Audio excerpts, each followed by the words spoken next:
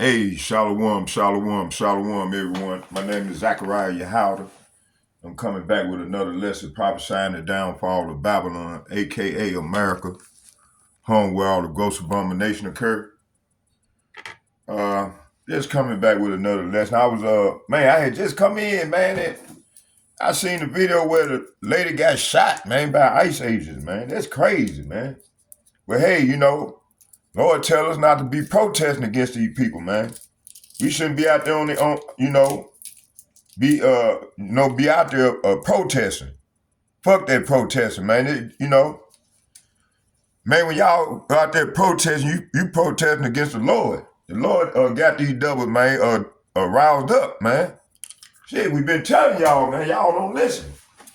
So y'all gonna learn the hard way. Let's go to Isaiah. Start coming out the gate. Isaiah. Hold on here.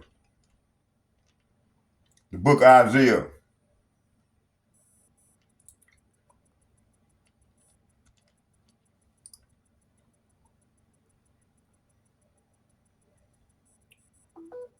See that come from people don't know the Bible, man. They don't know the Lord's word, man. Cause if they knew the Lord's word, they wouldn't be out there doing that shit, man. They'll be like, fuck this. The Lord is doing this here. They trusting the Lord. So these people out here protesting, man, and that's the Lord doing. The Lord got these devils riled up. So we're gonna break down Isaiah chapter 45, verse 5. But before we do so, I'm gonna read second Esdras, the 15th chapter, real quick. I'm gonna start at verse 5. It says, "Behold, saith Yahweh, Bahashem Yahushai, I bring evil." No, he's bringing good time. I bring evil. No, he gonna bring just a little bit of but he gonna come back with a little bit of joy. Right here it said, "Behold, says Yahweh Bahashem Yahushai, I bring evil upon the world, the sword, famine, death, and destruction." Why, Lord? "For iniquity have spread it throughout every land, and their harmful deeds have reached their limits. Therefore, said the Lord, I will be silent no longer concerning their ungodly deeds, which they piously commit, neither will I tolerate their wicked practices." You see? So, man, this is what the Lord is doing this here. Now, we're going to go to Isaiah chapter 45, and I'm going to read from 47. Isaiah chapter 45, verses 4 through 7.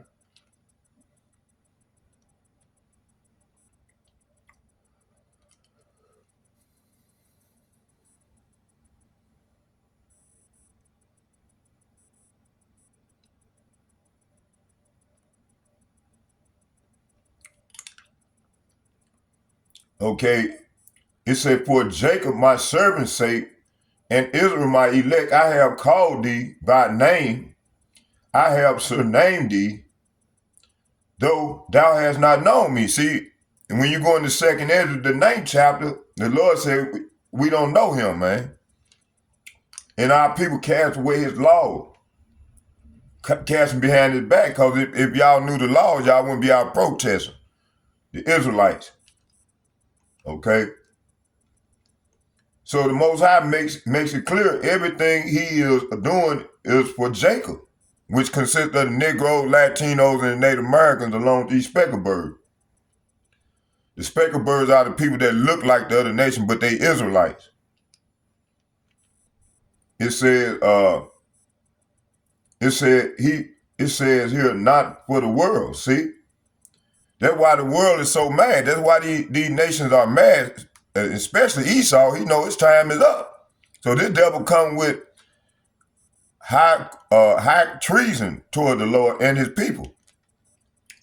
It said, not for the world.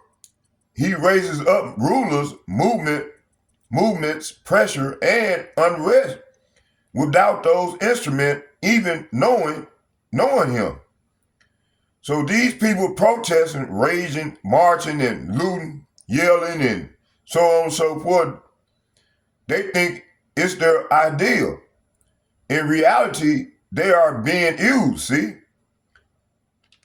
This line up perfectly with, let's go to Proverbs chapter 21.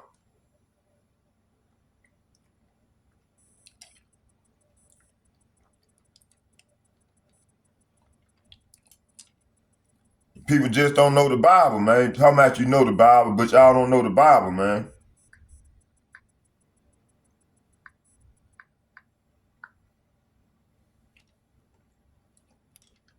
Proverbs chapter 21, verses 1. The king's heart, say what? The king's heart is in the hand of Yahweh. And as the river, let me read it again. Say the king's heart is in the hand of Yahweh. As the river of waters, he turneth it whithersoever he will. See, he turned it. The Lord turned that dude to kill that lady, man. You see? But you tell a dumbass Christian or any other person that they look at me like I'm crazy. Verse 2. Every way, say what? Every way of a man is right in his own eyes, but Yahweh pondereth the hearts. You see? Let's look up that word ponder.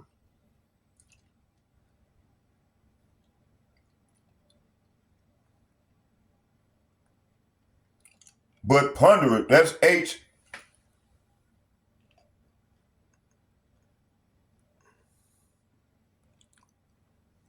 Strong's H 8505. Tachan. Tachan. To regulate, measures, estimate, ponder, balance, make even, level, weigh, be equal, be weighed out, test, prove, see? To be estimated, to be made even or right, be adjust to the standard. So if you're doing wicked, man, he gonna bring wickedness on you. Okay, to be made even or right, be adjust to the standard. So if you're not doing right and doing according to what his will, man, he gonna bring. I'm gonna bring that out in a minute. To weigh out, meet out, to be weighed out, to be measured out, particle. So the Lord is the one do this here, man. You think? Let's go to 2nd Ezra chapter 6, verse 22.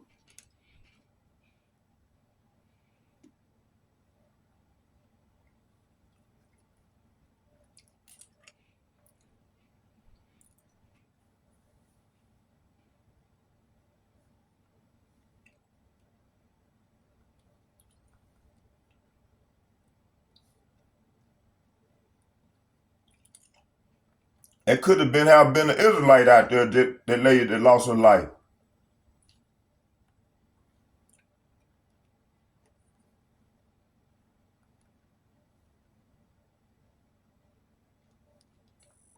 Second Ezra chapter 6, verse 22.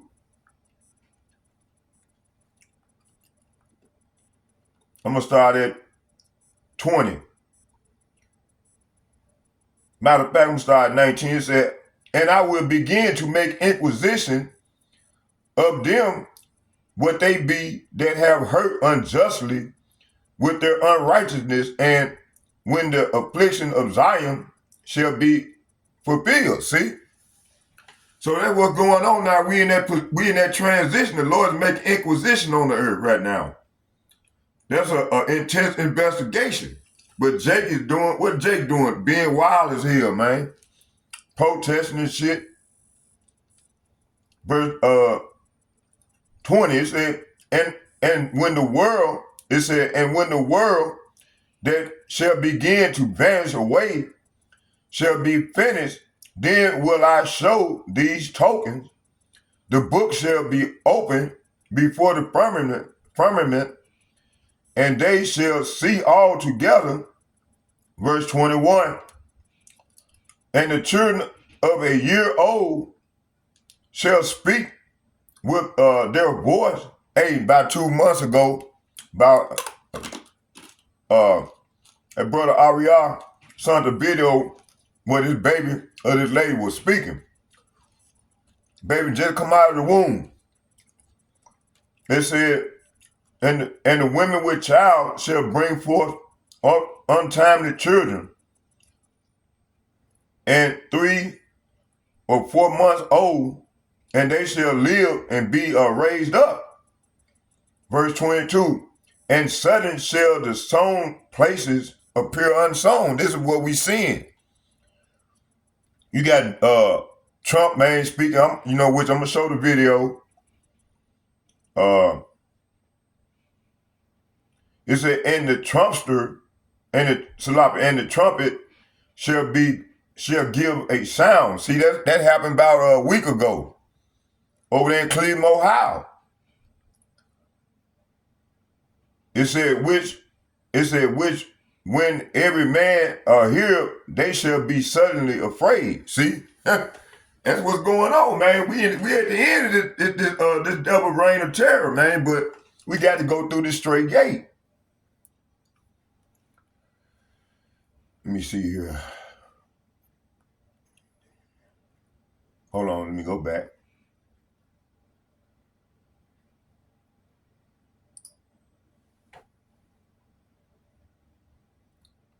It says, hold on.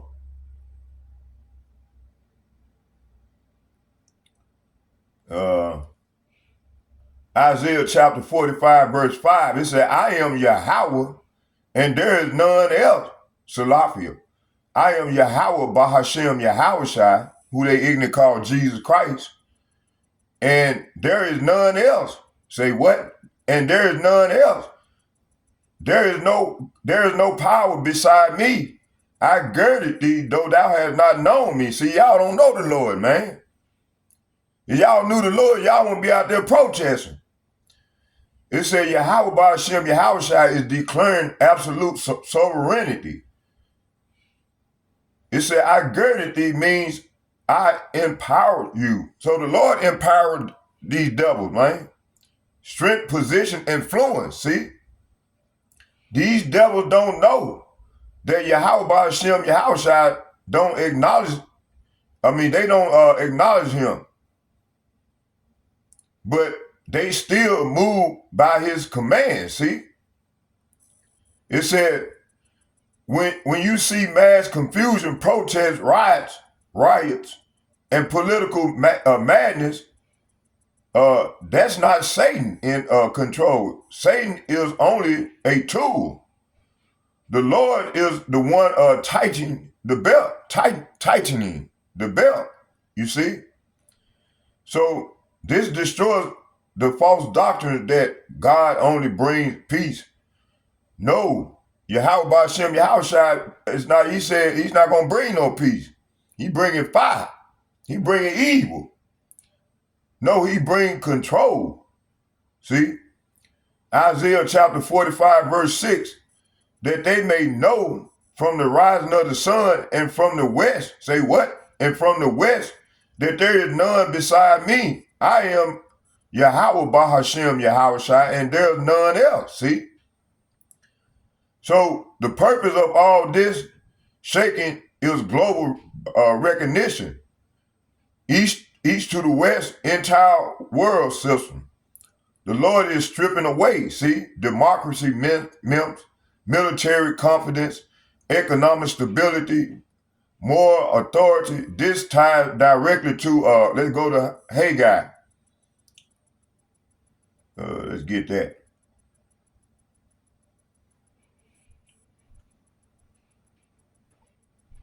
Hold on, let me do this.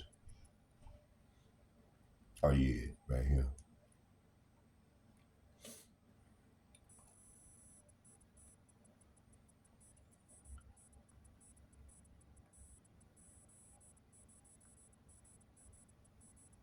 Haggai chapter 2, verses 6.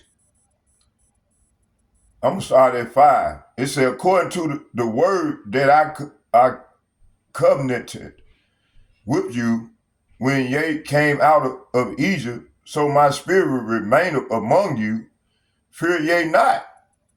So, hey, man, we see this here. The hope elect, the Lord, we see this here. That's why we're not fearing. We continue to, do what's required. But the ones that unlearned, they ain't gonna die. They ain't gonna learn the hard way. For thus saith Yahweh Bahashem Yahweh Shah of hosts, Yahweh armies, yet once it is a little while, and I will shake the heavens. See, the Lord is shaking this thing up, man. It said, and I will shake the heavens and the earth and the sea and the dry land. Verse 7, and I will shake all nations. Say what? And I will shake all nations. Say what? And I will shake all nations, and the desire of all nations shall come, and I will fill this house with glory, saith Yahweh, Bahashem Yahweh Shai of hosts. See? I'm going to get 8. It said the silver is mine. See, they arguing about silver and gold, oil and shit. All that is the Lord. It said the silver is mine and the gold is mine, saith Yahweh of hosts. Verse 9, the glory of this latter house shall be greater than the former, saith Yahweh of hosts. See? And in this place I will give peace, saith Yahweh of hosts. So we got to just sit still, man. We ain't supposed to be out there protesting and shit. You people crazy as hell, man. So y'all gonna learn the hard way. The men supposed to be out prophesying. Hey, the Lord finna shut this ministry down. And a lot of you niggas, like I was telling my cousin, I said, man, you ain't got no works. Faith without works is dead. You see? Man, I don't know. He's still procrastinating. So they ain't gonna have to learn the hard way. Let's go to, hold on here.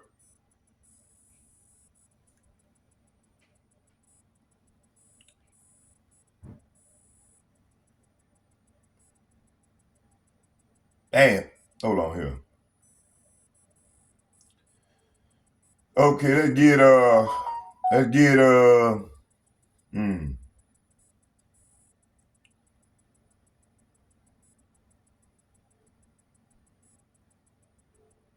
it finna be, it's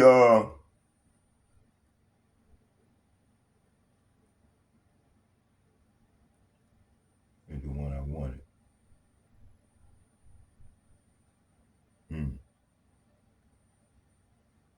Oh yeah, right here.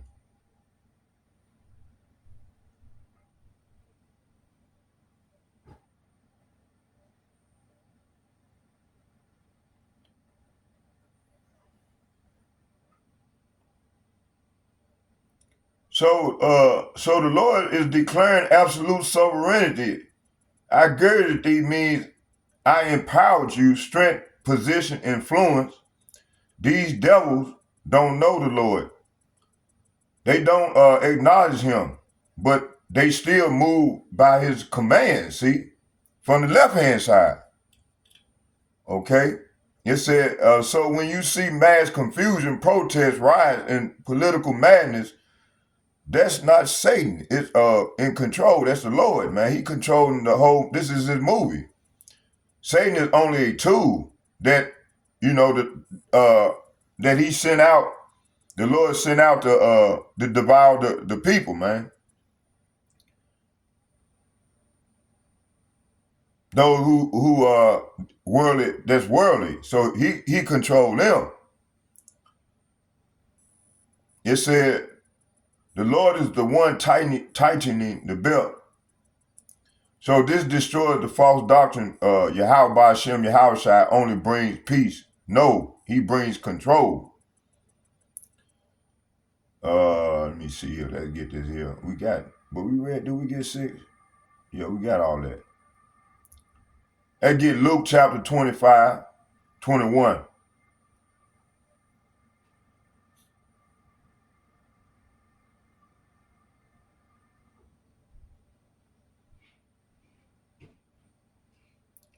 Luke chapter 21, verse 25.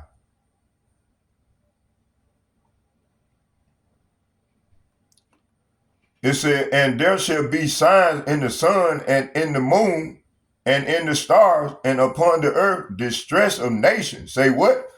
And distress of nation with perplexity, the sea and the waves roaring. Verse 26, and men's heart failing them for fear and for looking after those things which are coming on the earth. For the powers of the heavens shall be shaken. See, hey, it's gonna get fucked up out here, man. You see? And look up that word perplexity.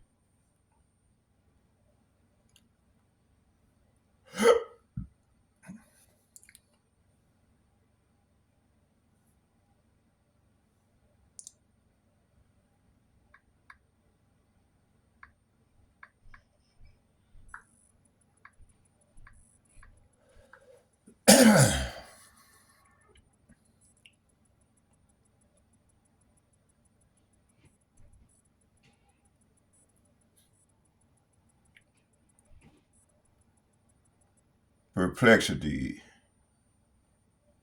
Let me see here. Strong's G 640. Aparia. Aparia. Okay.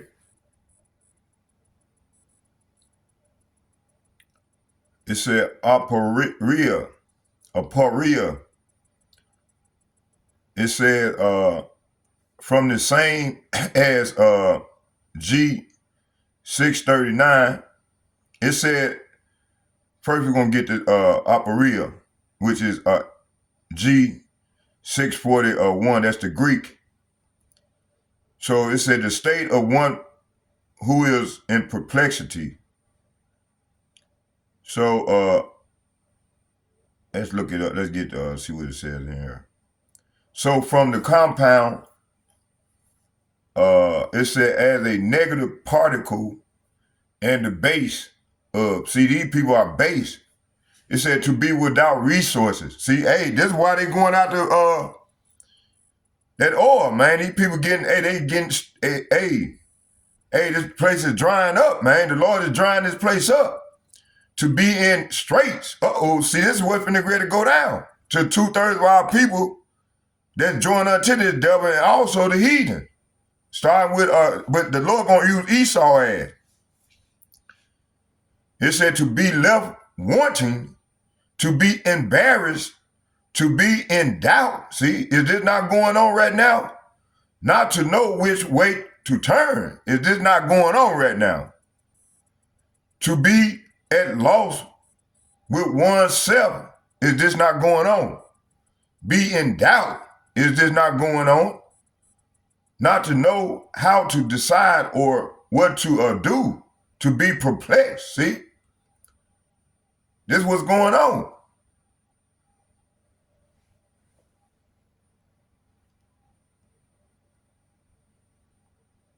It said, men's hearts failing, verse 26, men's hearts failing them for the fear. Say what? For the fear and for the looking after those things which are coming on the earth. For the powers of the heavens shall be shaken. And get that. Powers in the heavens should be shaken. Let's get that, see what that said. That's right here. Strong's G 4531. Saluo. Saluo. It said a motion produced by wind, storm, waves, to agitate or shake, to cause to totter, to shake thoroughly, of a measure field shaking its contents together.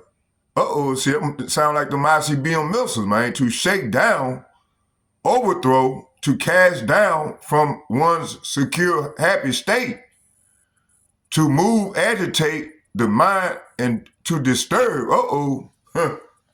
See, that's what's gonna happen, man, when those missiles get to flying, when Putin them get to shooting them down, them ICBM missiles. To waver, etc., agitate, rock, topple, or implication, destroy, figuratively, to disturb, incite, Did that not what they did when they shot that lady? Now they protesting.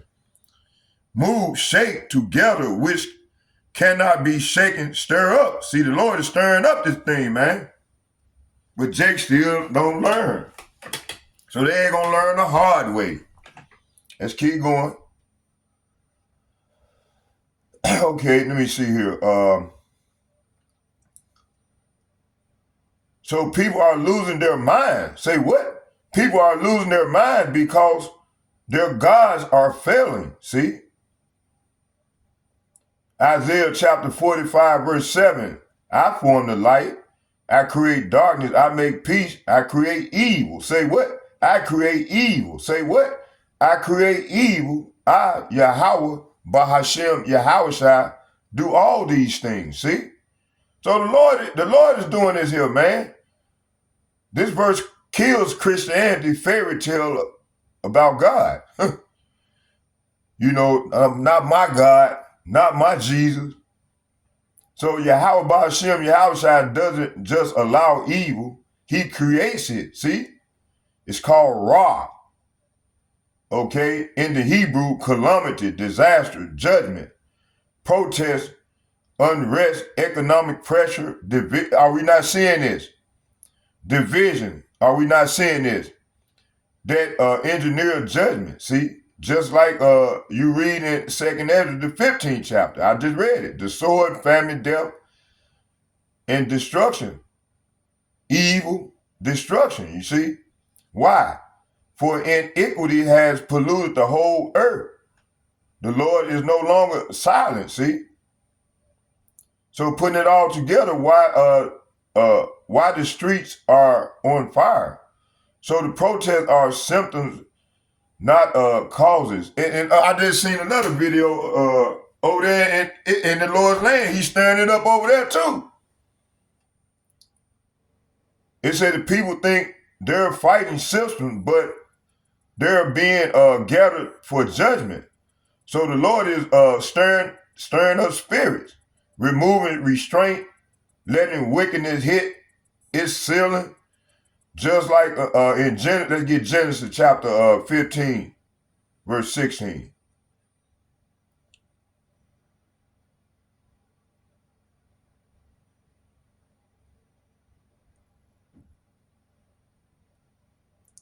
It said, but in the fourth generation, we in the fourth generation. It said, but in the fourth generation, they shall come hither again, for the iniquity of the Amorites is not yet full. See?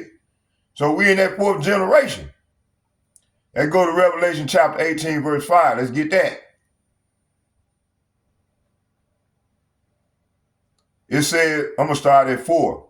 It said, for there are certain men crept in unawares who were before of old ordained to this condemnation. Wicked men turning the grace of our power into lasciviousness and denying the only master power of our master, Yahushua Mashiach. Verse 5, I will therefore put you in remembrance, though ye once knew this not. Slavic. I will therefore put you in remembrance, though ye once knew this, how that Yahweh Ba'ashem Yahushua, having saved the people out of the land of Egypt. See, he the one did it. Afterward destroyed them that believe not. Hey, man, y'all don't know who y'all messing with, boy. Y'all don't know who y'all fucking with, man. Man, we got a cold power, boy. Okay, the final point. This is not about reform. It is not about justice. This is not about peace. So this is Isaiah 45 in motion. 2nd Ezra 15 unfolding. This is the Lord riling up the nation before the fall. See? Okay. So let's go and watch some videos. So fair use under copyright statute.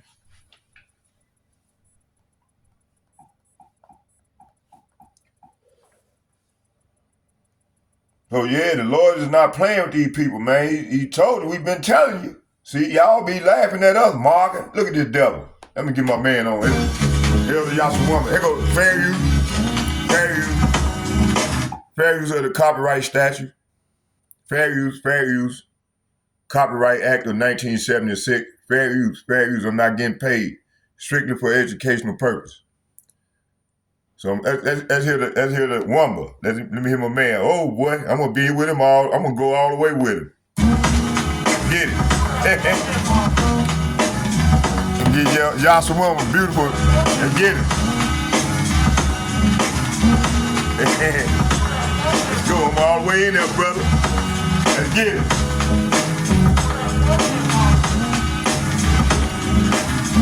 Let's feel it. Y'all the Lord.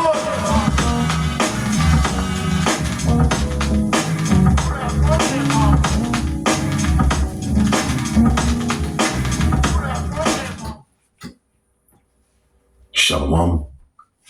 Giving all praises to the Look at that devil right there. Look at him, over in Minneapolis. Crazy motherfucker, man. Double honors to the apostles, the bishops, and the elders at Great Millstone who rule well. Peace and salutations, as always, to the elect. News and prophecy, where we link the things happening worldwide. All right. As well as here in Babylon the Great, we link these things to the Holy Scriptures so that the faithful elect, the remnant of Yahweh Bashem Yahushai, can have understanding through the Holy Spirit as to what is going on, as there is so much happening. Man. All right. We're not even halfway through, all right, January of 2026, and so much has happened and is happening. All right. And all of this chaos is going to, eventually, lead to the powers that be establishing order, as we are witnessing many psyops, pride, as the hammer of the earth, Babylon the Great, marches throughout the four corners of the earth, all right, by the orders of the Amalekites, the small hats, the tiny tops, okay, to ultimately heap up resources, all right, and prepare themselves to lead the way into the new world order, okay, as we are witnessing, all right, pride at its all-time high, all right, which the Heavenly Father, all right, has put this devil here, Trump, in power over Babylon the Great, which we know, U.S. presidents aren't really rulers. They do the bidding of the elite. All right. But it's a beautiful thing to see, Trump galvanize, the patriotic Babylonian, all right, or American, all right, into believing that something is being set in place to help them. All right, when ultimately your own elites are preparing to enslave your asses as well.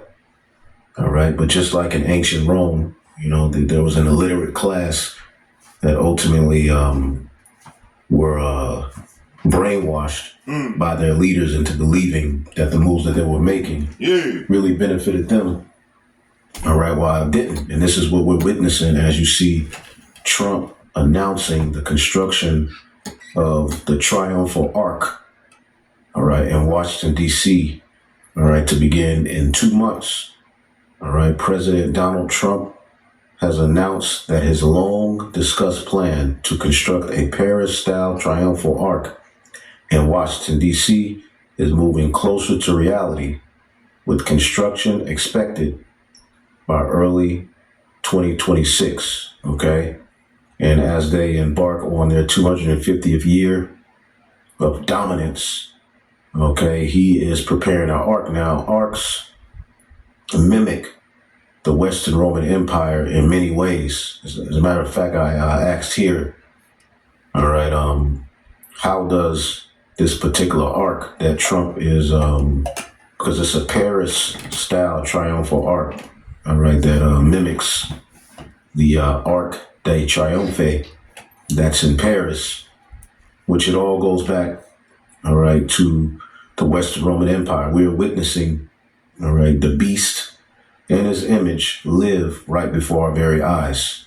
All right, it says a triumphal ark in Washington, D.C. would be a direct symbol, all right, or symbolic echo of ancient Rome, all right, and their dominance and their military might.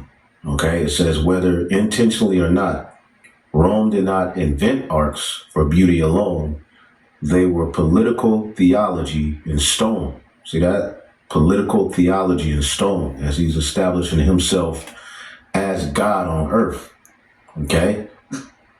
Here's how the mimicry works in a deep historical and symbolic level. Triumphal arcs were Rome's language of power. In ancient Rome, a triumphal arc was never neutral architecture. Okay? It meant something. It says what Roman architects meant, built to celebrate military victory, all right, dedicated to a specific leader or campaign, placed along processional routes used during triumphs, parades where generals were exalted. Then it gives you some examples: Titus, Constantine, Septimius Severus, which, you know, the latter two were Jakes, all right, but it was still pretty much of the Roman Empire, although you had the Eastern Roman Empire through Constantine and Septimius Severus, which were Jakes. But the Ark of Titus celebrated the destruction of Jerusalem in 70 AD, right? It says Rome used architecture to shape collective memory.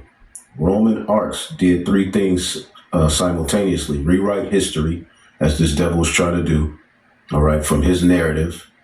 All right, sanctify the state, educate the masses visually, right? Like we're really winning. They were propaganda, religious symbolism, civic indoctrination. Most Romans were illiterate. See, stone taught what scrolls could not. And if you look at the average everyday American, even though they may know how to read and write, they're really illiterate. They're stupid. They're dumb. They don't know that they're left from their right. All right. So to see, you know, Trump get in office, although nothing's happening to, you know, better their lives, to see him, you know, point the finger at Jake, point the finger at immigrants, point the finger at this, you know, so say stop, you know, drug trafficking in, you know, Venezuela, pointing to the tribes as being a problem. They're happy. And as long as they can dominate, all right, and wage war, as the scriptures say, let's get that in the book of Revelation, the 13th chapter. Okay. This was the mindset centered around the ancient Roman Empire, and it's still, all right, embedded in Babylon the Great, which is the revival of ancient Rome. Okay, this is the book of Revelation 13:3, and I saw one of his heads as it were wounded unto death. The fall of the Western Roman Empire, which led to the Eastern Roman Empire, right? It says, and his daily wound was healed, and the world wondered after the beast. So the daily wound being healed, as we always go into, speaks to the Renaissance, which is the rebirth of the ancient Western Roman Empire, all right? And as we always show you, it also had remnants of Greek culture, all right, branded into the earth. So the daily wound of the Western Roman Empire was healed via the Renaissance, which we are living, all right, through the Spanish, the French, the British, okay, Babylon the Great, the small hats as well. We're living literally, all right, and an extension of that Renaissance, which is now going technical with artificial intelligence in their left-hand blessing. It says, and they worship the dragon, which gave power unto the beast. And they worship the beast, saying, who is like unto the beast? Who was able to make war with him? This is the mindset, how Americans worship their military power. And again, although none of the spoils of what they heap to themselves through these military campaigns benefit these patriots, all right, to see, you know, their leaders dominate and be the hammer of the earth and the bully of the earth, it gives them a sense of patriotism. It gives them a sense of being. As long as he can point the finger at the tribes, point the finger at immigrants, point the finger at the poor as the reason as to why there are no resources for them, they love it. As ICE is, you know, moving on people, they love it. They have no problem with it. Okay, so the mindset towards Babylon the Great is who is like unto the beast, who was able to make war with him. Because again, America has its allies as well, which we're going to show you a few things, showing you that these allies are getting ready to basically renege, all right, on this confederacy that they have. See? So we're living in a time of great prophecy. But again, this particular arc, before we get into these videos and a little bit of things happening, because there's so much happening, you got this guy here, all right, boasting and building an ark, and that means something. That's not just him, all right, building an ark. Again, as we're showing you here, okay, most Romans were illiterate, all right. Stone taught what scrolls could not. A modern ark functions the same way, even in a secular age. So it basically gives people, it educates you that we're winning. Okay, and indoctrinates you as propaganda, of course. Washington, D.C. is already neo-Roman by design. This is crucial. The Capitol is a Roman temple. The Senate is a Roman institution by name, showing you that we are living, all right, and we're witnessing the image of the beast live and speak right before our very eyes. Columns, domes, of course, coliseums, forums equal Rome. Eagles, all right, fasces, all right, historically. Laurel Moffats equals Rome. So we're in Rome all over again, all right? The U.S. founders consciously borrowed Roman Republican imagery. So a triumphal arc completes, all right, the Roman civic grammar, moves symbolism from Republican Rome towards imperial Rome, all right, and marks its shift in tone, not just in design. All right, then it goes into, the particular one that Trump is modeling his after, which is the one that is in Paris, tied to Napoleon. All right, which Napoleon modeled himself after Caesar, Augustus, Constantine. All right, Rome, Napoleon, all right, equals modern empires. A Washington arc would not be copying Paris, it will be copying Rome through Paris. All right, you can look, more of it up. But point blank period, all right, as the scriptures say, the pride of this man's heart. Okay, let's get that. Okay, while he's doing that, we're gonna come back to him at that, but I'm finna bring out some scriptures as well. Okay, let's go here to.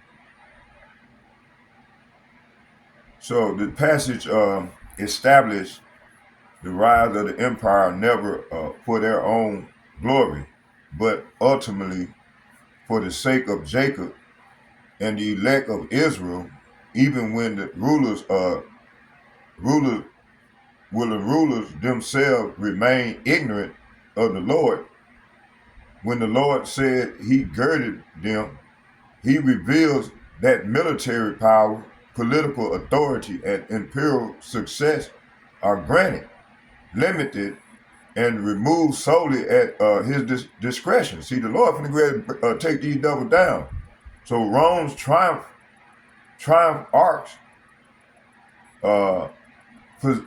procession, and claims of divine authority mirror this reality because they unknowingly act out a role already written by the Most High. See, the declaration that there none else dismantle all imperial theology, proving that Caesar, president, and kings are not gods but temporary actors on a prophetic stage. See, but stating that he creates both peace and evil, the Lord exposes judgment. See, so warfare, societal unrest as deliberate tools rather than accidents of history. This explains why nations rise violently, dominate globally, and then collapse suddenly once their appointed measures of inequity is fulfilled. Thus Babylonian and Roman power structure stand not as proof of human greatness, but as witnesses that the Lord alone controls light, darkness, dominion, and destruction. See? So throughout Scripture, the Most High repeatedly reveals the rise of empires and their monuments and their claims of divine authority are never expression of human greatness, but instrument he allowed in order to expose pride, test nations, and prepare the earth for judgment. What men call civilization, order, and progress is often built upon conquest, bloodshed,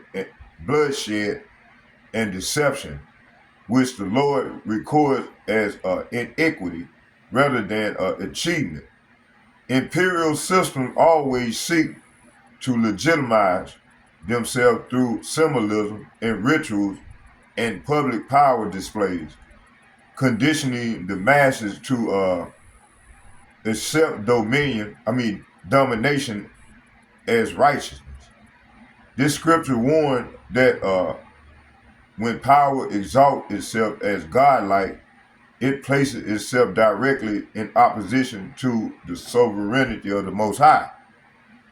This precept established that every empire which defies its rules will eventually be confronted by divine judgment. Habakkuk chapter 2 verses 12. Woe to him that buildeth a town with blood and establish a city by iniquity. So this verse issues a direct condemnation against the empires that construct their cities, institutions, and monuments through violence and exploitation. Build a town with blood, exposes military and conquest and forced submission as the true foundation of imperial glory, establishes a city by iniquity, reveals that political systems often rely on injustice, deception, and oppression to maintain stability. See? So Rome amplifies this pattern by celebrating conquest through architecture, triumph, procession of public spectacle. Modern Babylon follows the same model, masking bloodshed, domination beneath law, democracy, and national pride. So the word woe signaled that superpower is already sentenced, even while it appears unchallenged. That's what men engraved in stone stands as testimony for their future destruction before the Lord. Okay? Woe to him that buildeth a town with blood and established iniquity. So we just read that, right? So yeah, that's what we seeing, man. It said this verse condemns conquest-based power structure. Blood is the hidden currency of power. Empire. Stability is achieved through oppression. Okay? So that's what's going on.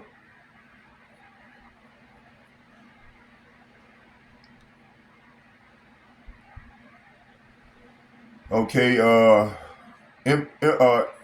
imperial labor is glorified as progress, yet scripture revealed it as waste efforts, destined for collapse.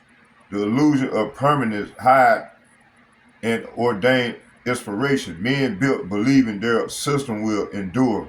The Lord declares their works feeds destruction. This exposes the vanity of empires. Behold, Habakkuk chapter 2 verse 13, behold, it is not of Yahweh Ba'ashem, Yahweh Shai of hosts, that the people shall labor in the fire. So empire consumes its builders, labor fuels judgment, expansion accelerates collapse, power breed exhaustion, Fire symbolizes destruction. Vanity defines outcomes. The outcome. The Lord ordained it. See. So let's hear some more of what Elder Yasa Woman talks about.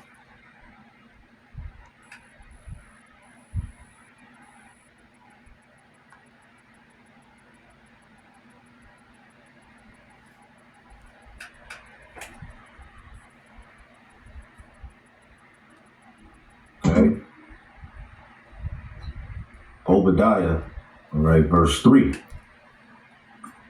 Matter of fact, we'll start at 2. Behold, I have made thee small among the heathen.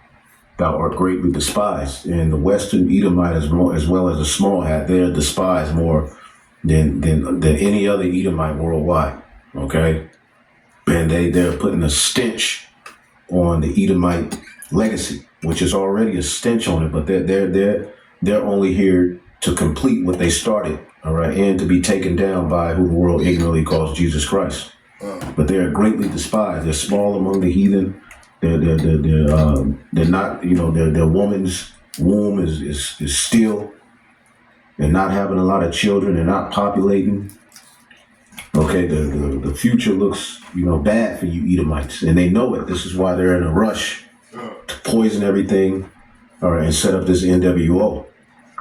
The pride of thine heart have deceived thee, thou that dwellest in the cleft of the rock, right? Because ultimately this man is a caveman whom the Lord, all right, brought from out of the caves, right, after the Dark Ages, all right, to bring about the revival of Rome, which was to fulfill prophecy, the deadly wound being healed, whose habitation is high, that saith in his heart, who shall bring me down to the ground? Though thou exalt thyself as the eagle, and though thou set thy nest amongst the stars. This dude is talking about building data centers, all right, in the heavens, man. Okay? You got, space stations, all kind of stuff set up in the heavens, though we know it's only so far he can go. It's his pride that this scripture is addressing. And when you look at this devil here, what do you see in front of him? The eagle. Okay? Though, yes, different, empires bore the eagle. Nobody did it like you Edomites, okay? Nobody did it like you Edomites, man. So, get it. This ark that he's setting up, all right, is represents pride, okay? The most proud. Let's get that in the scriptures, okay? Most proud, okay?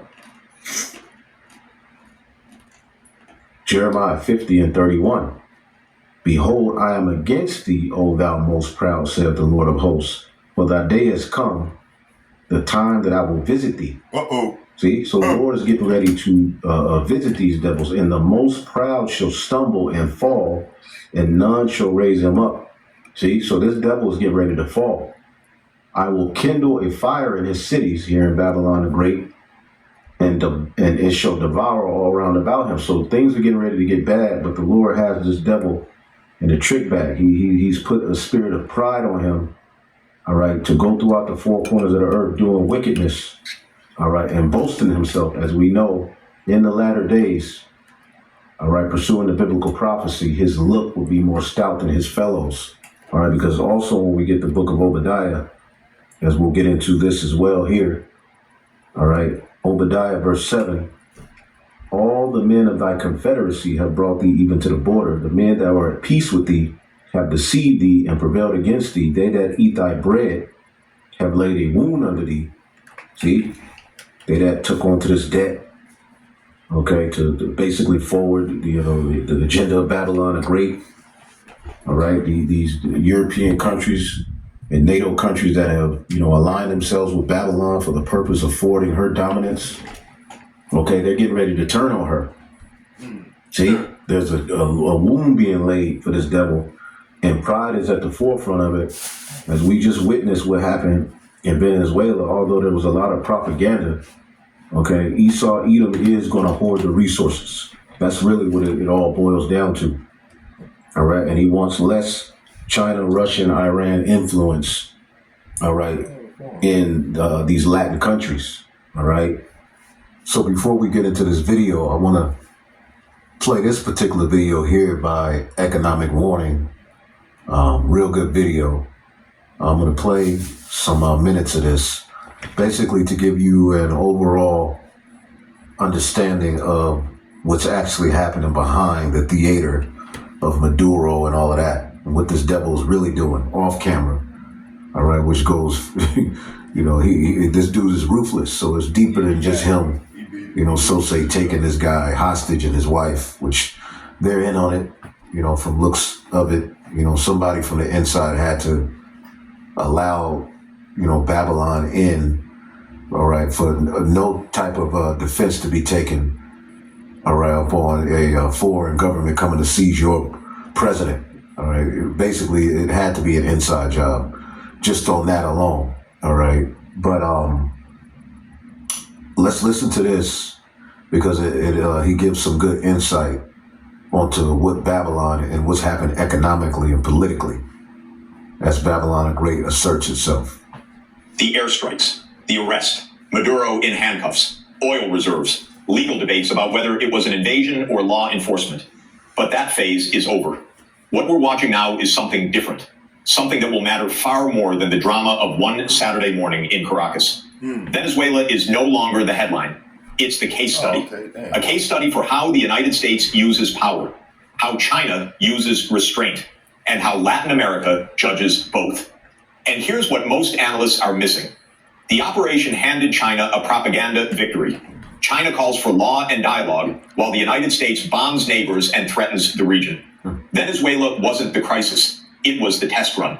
And the world graded it. Today I'm going to show you what's actually changing. Not just what happened in Venezuela, but how that operation shifted perceptions across Latin America, strengthened China's diplomatic position, and revealed a fundamental change in how American power operates. This is about structure, about credibility, about what happens when coercion replaces persuasion as the primary tool of influence. Let me walk you through what's unfolding, what actually changed this week. First, let's establish how the story moved, from event to structure, from shock to legal process to international response. Power in Venezuela is being formalized through U.S. courts. Maduro faces federal charges in New York. That pulls the entire situation into American judicial machinery, creating legal frameworks that will shape what happens next. But the international reaction is what changed the dynamic. This isn't just condemnation from a few countries anymore. It's a regional response, a bloc response. Brazil, Colombia, Mexico, Chile, Spain, Uruguay issued a joint statement condemning the operation. Not individual statements, joint. That's significant because it shows coordination. It shows that Latin American governments see this as a shared threat, not just Venezuela's problem. And the United Nations system is now under strain. Multiple countries have accused the United States of kidnapping a head of state, conducting regime change without Security Council authorization. Small among the heathen and greatly despised. And violating the UN Charter's prohibition on using force against sovereign nations. The UN Independent International Fact-Finding Mission on Venezuela stated that alleged violations by Maduro's government do not justify military intervention that breaches international law. So the issue shifted from was this legal under US law to does international law mean anything when a major power decides to ignore it? And that question has implications far beyond Venezuela. The new tool of American power. Let's be clear about what's happening structurally. For decades, American influence rested on alliances, institutions, and economic integration. As we're going to show you, those alliances are being broken up in these latter days to fulfill biblical prophecy, but it's through pride and the stoutness of Babylon the Great that would be at the forefront of, all right, this alliance breaking up, all right, this confederacy. Countries wanted to be part of the US-led system because it offered stability, growth, and predictable rules. That foundation is eroding, and what's replacing it is economic coercion backed by the threat of force. The United States now relies heavily on sanctions, courts, asset seizures, energy choke points, and control over financial infrastructure. Which is going to cause a lot of tension that's going to lead to World War III. According to 2024 data, 60% of low-income countries are under some form of U.S. financial sanction. The U.S. imposes 3 times as many sanctions as any other country or international body. This isn't coalition building. This is pressure application. If you don't comply, you're cut off from dollar-based financial systems. If you try to bypass those systems, you face secondary sanctions that punish anyone who does business with you. This is why you got the BRICS nations, which the priest Tazamat did a good video on that. They're basically trying to develop a gold-backed central bank digital currency, okay, to operate outside of the dollar. And now, as Venezuela demonstrates, if economic pressure doesn't work, military force becomes the next option. But here's the problem. To much of the world, this doesn't look like leadership. It looks like coercion. It looks like threats rather than partnerships. And that changes how countries calculate their interests. Because if working with the United States means you might be the next target when policy priorities shift, why would you tie your economy to American systems? This is the strategic contradiction. The more the U.S. uses economic pressure and military force to maintain dominance, the more incentive other countries have to reduce their dependence on U.S.-controlled systems. Let's get the book of Jeremiah, chapter 50, and 51 and 44. It says, "And I will punish Baal in Babylon, and I will bring forth out of his mouth that which he swallowed up, and the nations shall not flow together any more unto him. Yea, the wall of Babylon shall fall." And these are the times where we should be repenting, coming out of her spiritually, because the Lord is getting ready to deliver a great blow to this place while they're at the height of their pride. You see? The China effect, how America lost the optics war. And this is where China enters the story. Not through military action, not through threats, through positioning. China won a propaganda victory without firing a shot. Beijing framed itself as the defender of sovereignty and international law. It condemned the U.S. operation as a violation of the UN Charter. So this is going to have the world looking at being a ally to America as being allied to war and unnecessary, moves being made. Whereas China can position itself to say, well, see, we're here for peace. Look at these niggas. See? Which is ultimately playing in the hands of Russia, in the grand scheme of things, prophetic-wise. It called for dialogue and respect for Venezuela's right to resolve its internal affairs without external interference. And here's the key part. That message resonated across Latin America because what Latin American countries saw was this. China builds infrastructure in their countries. The United States bombs their neighbors. China offers loans and trade deals. The United States threatens tariffs and sanctions. This isn't about morality. China's government has its own record of coercion and control. But in this specific contest, in this specific region, China positioned itself as the stable partner, while the United States looked unpredictable and aggressive. Brazil's President Lula said the operation was, quote, a grave affront to sovereignty and an extremely dangerous precedent. Colombia's President Petro condemned the strikes and said conflicts should be resolved by people themselves in peace. Mexico called it a clear violation of Article 2 of the UN Charter. These are major regional powers, and they're not just criticizing the operation. They're signaling that they see the United States as a less reliable partner than they thought. We tried to scare China. We ended up advertising for China because every country in the global south is watching and asking, if the United States can do this to Venezuela, what stops them from doing it to us if we make decisions Washington doesn't like? Latin America, from partners to skeptics. Now let's talk about what this means for the hemisphere, because the Venezuela operation didn't happen in isolation. It's part of a broader pattern of threats and pressure directed at multiple countries. Trump's administration has publicly threatened or pressured Colombia, Mexico, Cuba, and Panama. Colombia over migration policy, Mexico over trade and border security, Cuba, as always, Panama over the canal. And Venezuela is the proof that these aren't just rhetorical threats. They can escalate to military action. So Latin American governments are recalculating. For decades, the default assumption was that aligning with the United States offered economic benefits and security guarantees. Now that assumption is being questioned. Countries are now choosing between two models. Predictable Chinese economics, loans, infrastructure investment, trade deals with clear terms, versus unpredictable American power that can shift based on domestic politics, social media posts, and sudden policy changes. China offers long-term contracts and doesn't care about your internal governance. The United States offers access to the world's largest economy, but demands alignment on foreign policy, trade rules, and increasingly political decisions. For many countries, especially those that have been on the receiving end of U.S. pressure, the Chinese model is starting to look more attractive. Not because China is morally superior, but because it's more predictable. And that shift from seeing the U.S. as the natural partner to seeing China as a viable alternative, that's a strategic loss that will take years to reverse. The oil story with new context. All right, so check out this video. I mean, you know, this basically gives some groundwork to everything we're getting ready to explain. Stop it. As you know, America is asserting itself. Okay. These moves are actually going to work against them in the long run. I got the video that he was talking about, and I'll bring it out because I'm gonna keep going. So we're gonna let him go and keep going with the lesson, and then I'll just come on behind him and pull up the video. But it is setting them up for isolation and to lose more allies. You see? But again, the Lord has hardened his heart, just like Pharaoh. All right? Someone in their right mind would know, okay, I'm doing a little bit too much, but the Lord has a very, very stern, stout, hardened spirit on this guy, just like he hardened the heart of Pharaoh. See? So we'll come back to this. Spirit allows, as pretty much, see here. As you see here, Trump warns there may be new targets in Latin America. Okay, there may be new targets in Latin America, man.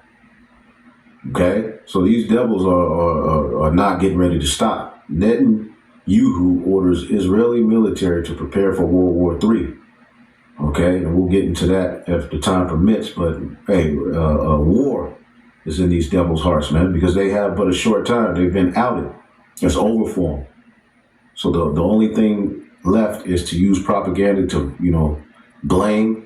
They're going to play the victim and ultimately bring out that sword and establish, this technocracy and AI, because they're getting ready to do away with the government and elections and everything that you knew.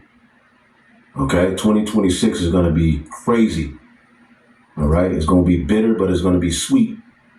And it's happening fast. So this is from Dabu 7.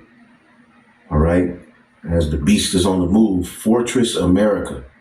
Trump threatens to take Greenland and Cuba to keep control of Western Hemisphere. Okay, which we're going to show you how. Let's look up Fortress America and see what that is. All right, Fortress America refers to both a strategic board game where U.S. defends against global invaders and a political concept advocating for U.S. isolationism, economic self-reliance, and military strength, emphasizing national sovereignty over international alliances. See, national sovereignty over international alliances. All right, and this is what Babylon is ultimately trying to do. They're trying to set themselves up, okay, to be at the forefront of this NWO. Now, we know the elites are playing all sides, right? But Trump is threatening to take Greenland and Cuba, and as we just read here, all right, he said there's going to be new targets in Latin America, as well as Colombia, Mexico, all right? And we're going to show you how these moves are going to lead towards biblical prophecy of the beast hating the whore. So without further ado, let's play this. Really going on with the... This is Dabu 7, right? So what is really going on with the military around the Caribbean and all these moves being made? Well, it doesn't end now that they got Maduro. They're showing their hand and also showing that it's not just about the drugs and the drug boats, the excuse they used, the bomb. And from it looks like Maduro was in on it. There's a lot, a lot of videos coming out explaining stuff on that, but we'll hold off on that because basically at the end of the day, because there's so much confusion, all right, it's all, you can pretty much just sum it all up, and the Esau Edom is on the move, okay? On their way up to get Maduro. Now, Trump is warning the new leadership that he ain't happy with them either, and they can catch the same wrath if they don't listen to what he says. So this isn't over. You also have Trump popping off warnings at everyone in the neighborhood, saying specifically to Colombia that you better watch your tail because they're coming.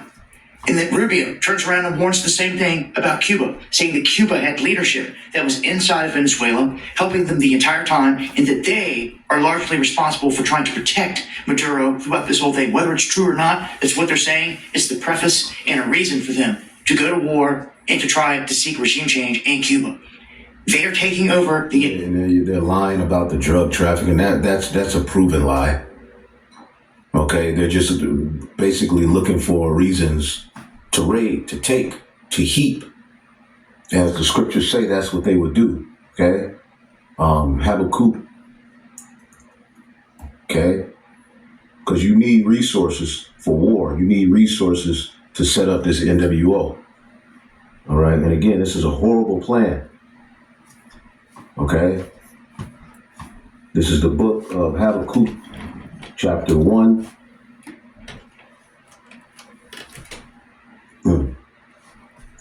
Speaking of the Chaldeans, but we know that the modern day Chaldeans are this Babylon the Great. Habakkuk 1 and 8, their horses are swifter than the leopards. They're hunters. They're good at it. All right, they're the hammer of the earth and are more fierce than the evening wolves. And their horsemen shall spread themselves, and their horsemen shall come from far. All right, they're spreading themselves thin right now, just like ancient Rome, all over the earth in conflict. They shall fly as the eagle that hasted to eat. They shall come all for violence. Their faces shall sup up as the east wind, and they shall gather together the captivity as the sand. They shall scoff at the kings which were witnessing, and the princes shall be a scorn unto them. They shall deride every stronghold, for they shall heap dust and take it. Resources. This is ultimately, all right, because when you look up the importance, all right, the importance of resources for war, okay? They're fundamentally important for war, okay? So they need these resources, providing fuel for conflict, oil, minerals, the means to fight, for advanced tech, raw materials, and the logistical support, food, water, labor for armies.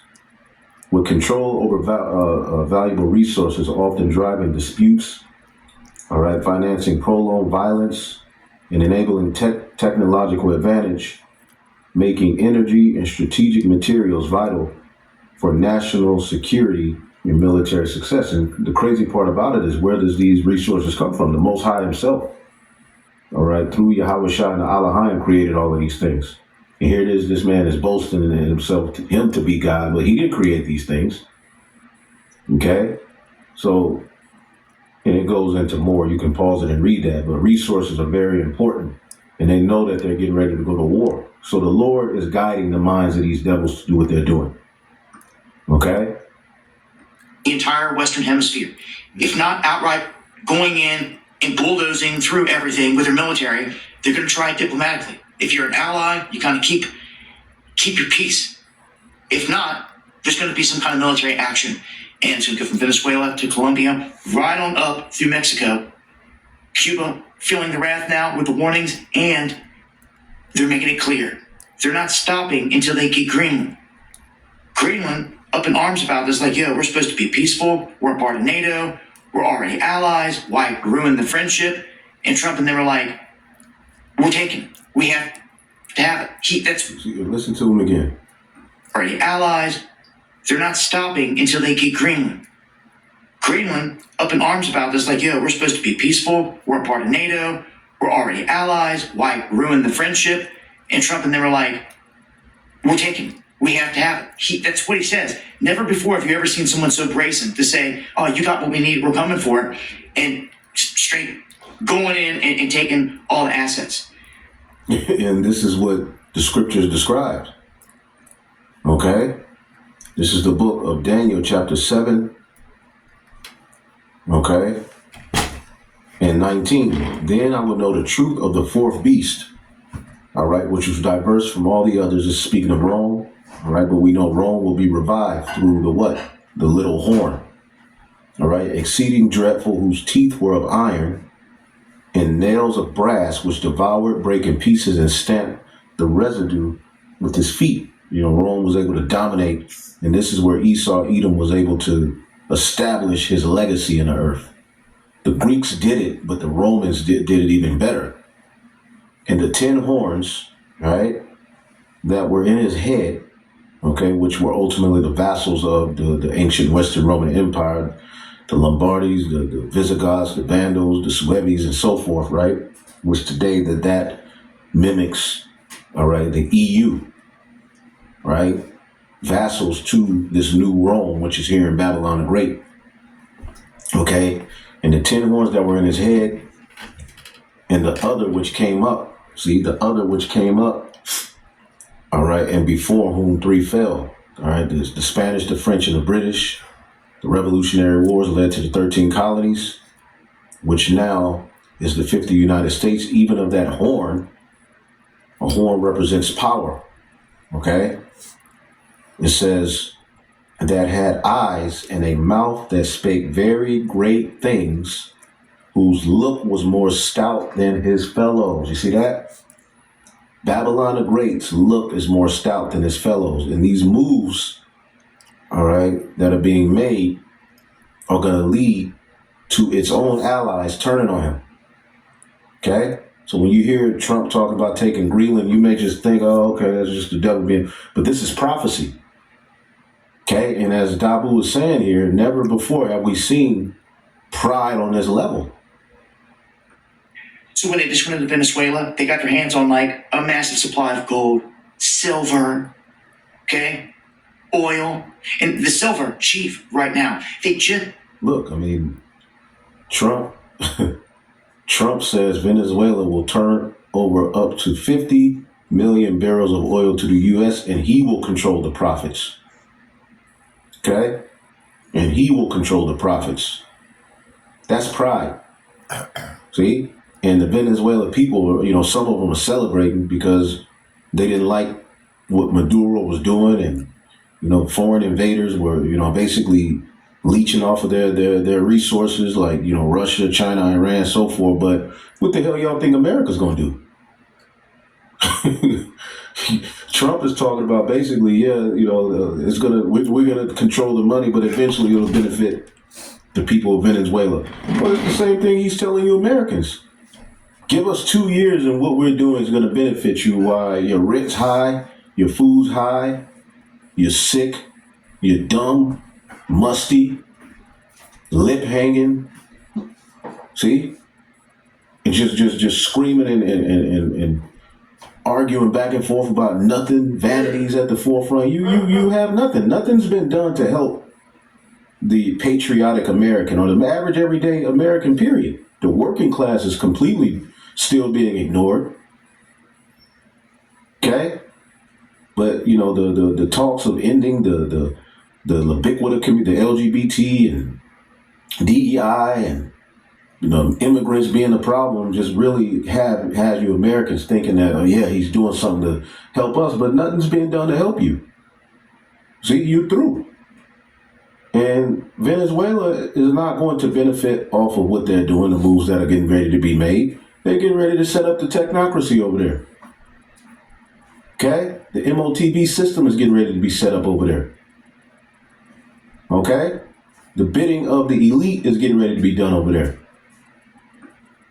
just announced they're going to open up a smelter here in the United States, $7 billion smelter to process minerals all of a sudden like silver. So you can guarantee a lot of this stuff, as Trump's already said, they're going to take out of the earth in Venezuela and they're going to use it for our defenses.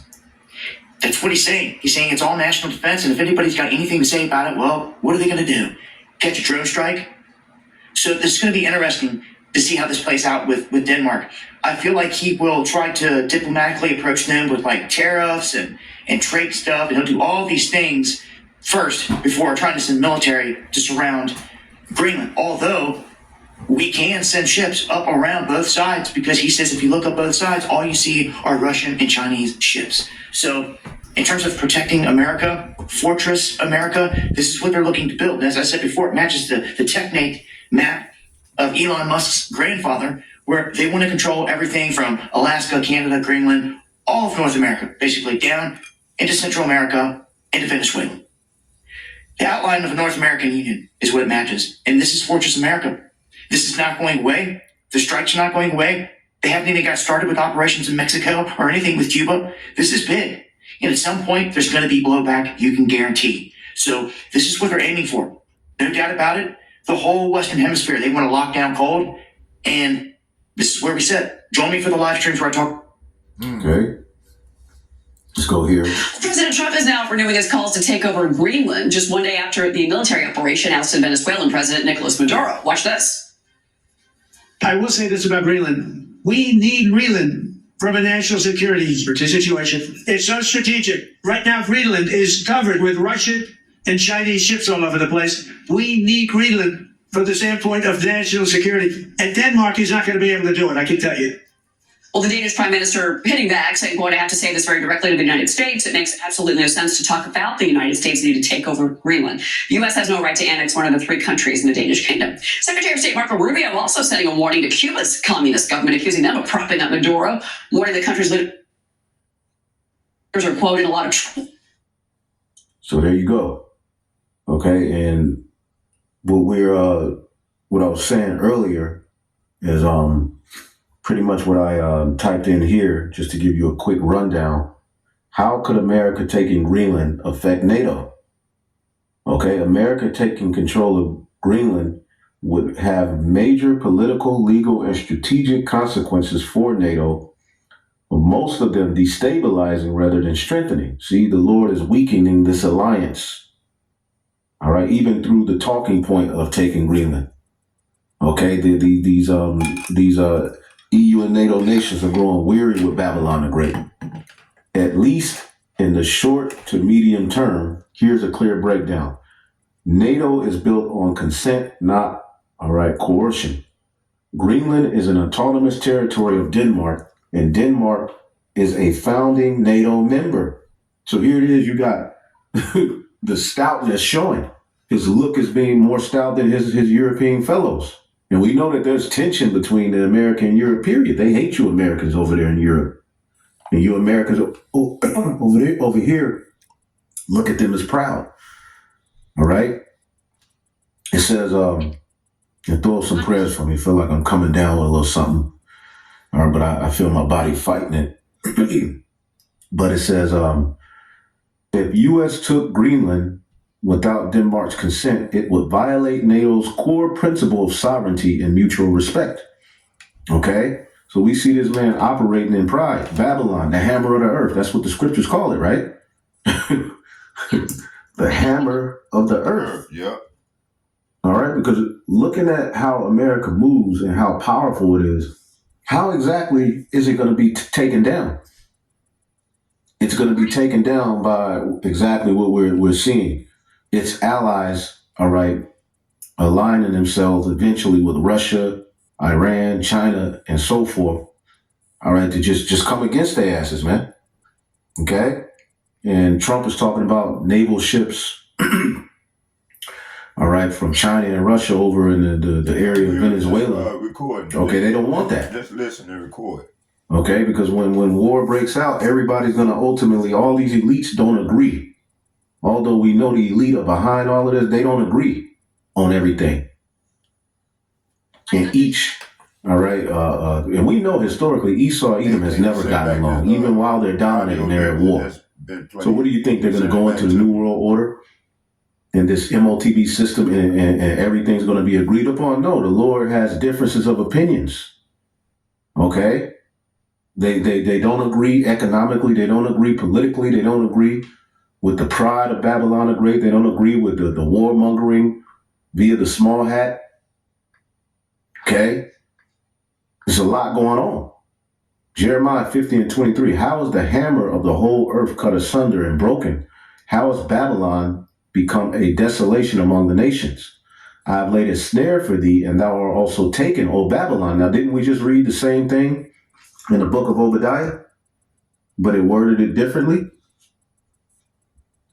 Okay, it says here, Obadiah verse 7, all the men of thy confederacy have brought thee even to the border, and the men that were at peace with thee have deceived thee, and they, all right, and prevailed against thee, and they that eat thy bread have laid a wound under thee, and there is none understanding in him.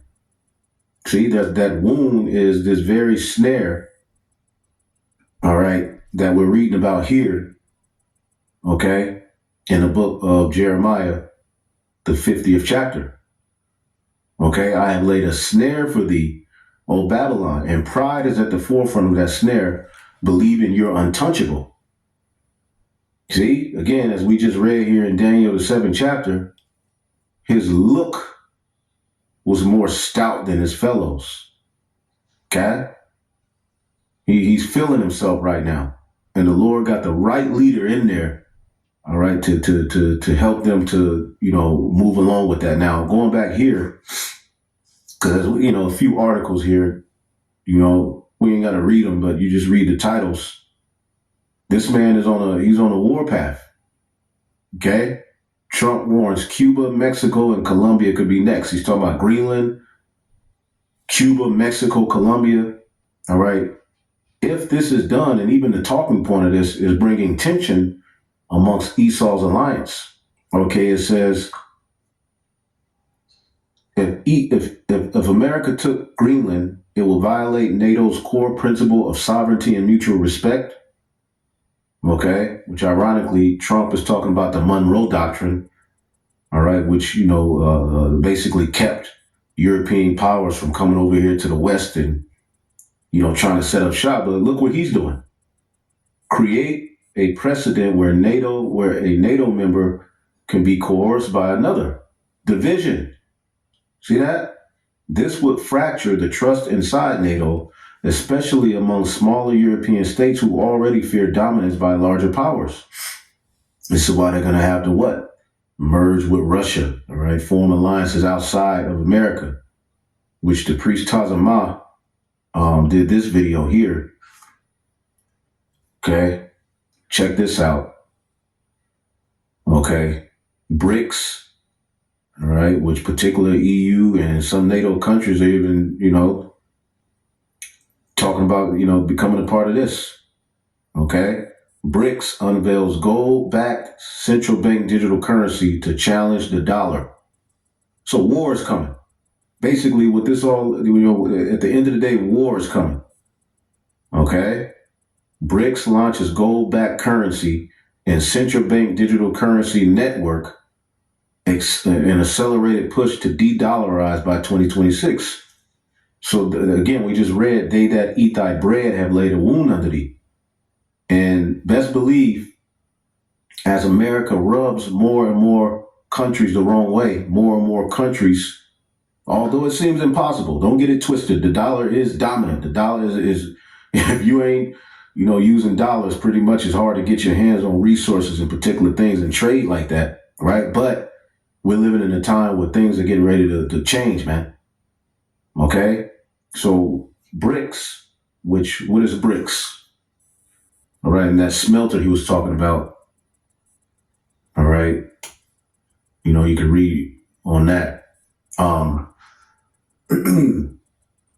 Let's see here. Are any EU or NATO members part of BRICS? All right, so right now, no. All right, but as you can see here, all right, well, the UAE is a part of it, which was an ally to America. All right. However, Turkey, a NATO member, and an aspiring EU candidate has formally applied to join BRICS. You see what I'm saying? And what is BRICS? Basically, a move to create a currency to trade around a dollar. Okay. So we don't see too many NATO or EU countries joining them. All right. However, as things keep your eye on this situation, all right, letting you know that the MOTB is near as well. But a gold-backed central bank digital currency, that's very interesting. So check out this video, Soldier of Yahweh Yahweh Shai. All right, going into that. Now, let's see, where was I? Okay, let's go back here. I believe this is where I was at, but if not, we'll get back to where it was at anyway. It says, just hours after the U.S. invaded Venezuela and seized President Maduro, President Trump issued a thinly veiled warning to governments of Mexico, Cuba, and Colombia. And when you look up this Maduro thing, I believe it was in a Call of Duty in 2023, the very same scenario that happened with him was already in the game. Predictive programming, we're seeing a lot of witchcraft. However, prophecy is being fulfilled. And these devils are on the move. Okay, now going back here, all right, if Babylon takes Greenland, it says this would fracture trust inside NATO, all right, especially among smaller European states who already fear dominance by larger powers. NATO depends on unity. This would signal that power outweighs alliance law. See that? And this is what America is on. All right? With this nationalist ideology, America first. America got to be at the forefront of everything.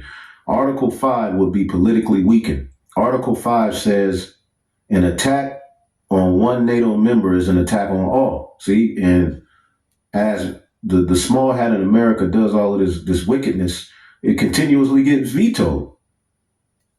And the UN is supposed to come in and step in and say, nah, we can't do this. But all of these moves that they make, which violate Article 5 in international law, they continuously are able to do it. If the U.S. pressured or seized Greenland, other members might quietly ask, and quietly because they're scared of this nigga. He's a bully. If America can take territory from a NATO ally, will it really defend us when it's all right, inconvenient? So what this is going to lead to is these particular NATO allies of America saying F you. And as they get deeper and deeper into getting what they want with this NWO, interests are going to change. Okay? We're getting ready to see America in the small hat, all right, surrounded, forsaken, isolated, and destroyed. It says some countries will reduce military cooperation, all right, hedge towards neutrality, meaning we got to fight for ourselves then. See, because Revelation, the 17th chapter, breaks it down. Okay? Revelation 17 and 16, and the 10 horns which thou sawest on the beast, these shall hate the whore and shall make her desolate and naked. So these EU and NATO countries are going to destroy this place. They're going to align with Russia, Turkey, Iran, and all of these, because Turkey is a part of NATO. But you see there's tension and friction there, especially because of the small hat. See, the small hat is getting ready to lead Babylon the Great into, being destroyed. It says, and shall make her desolate and shall eat her flesh and burn it with fire. For God hath put it in their hearts to fulfill his will and to agree to give their kingdom unto the beast. And this agree is that consent, that alliance, that confederacy. The word agree is poieo, okay? Let's see here. To be the authors of a thing, to carry out, to execute, to make ready, and so at the same time to institute the celebration of the Passover, promise, all right, to carry out, to execute. So they all agreed, okay? They all made this alliance, all right, after World War II, all right, for the benefit of the Edomite, see? But America was at the forefront of it all. As you can see here, they would agree to give their kingdom into the beast system until the words of the Most High be fulfilled. And we're right about that time where they're getting ready to renege, all right, on disagreeing. And this is what Daniel, the 2nd chapter, talks about. Going back here, okay, it says,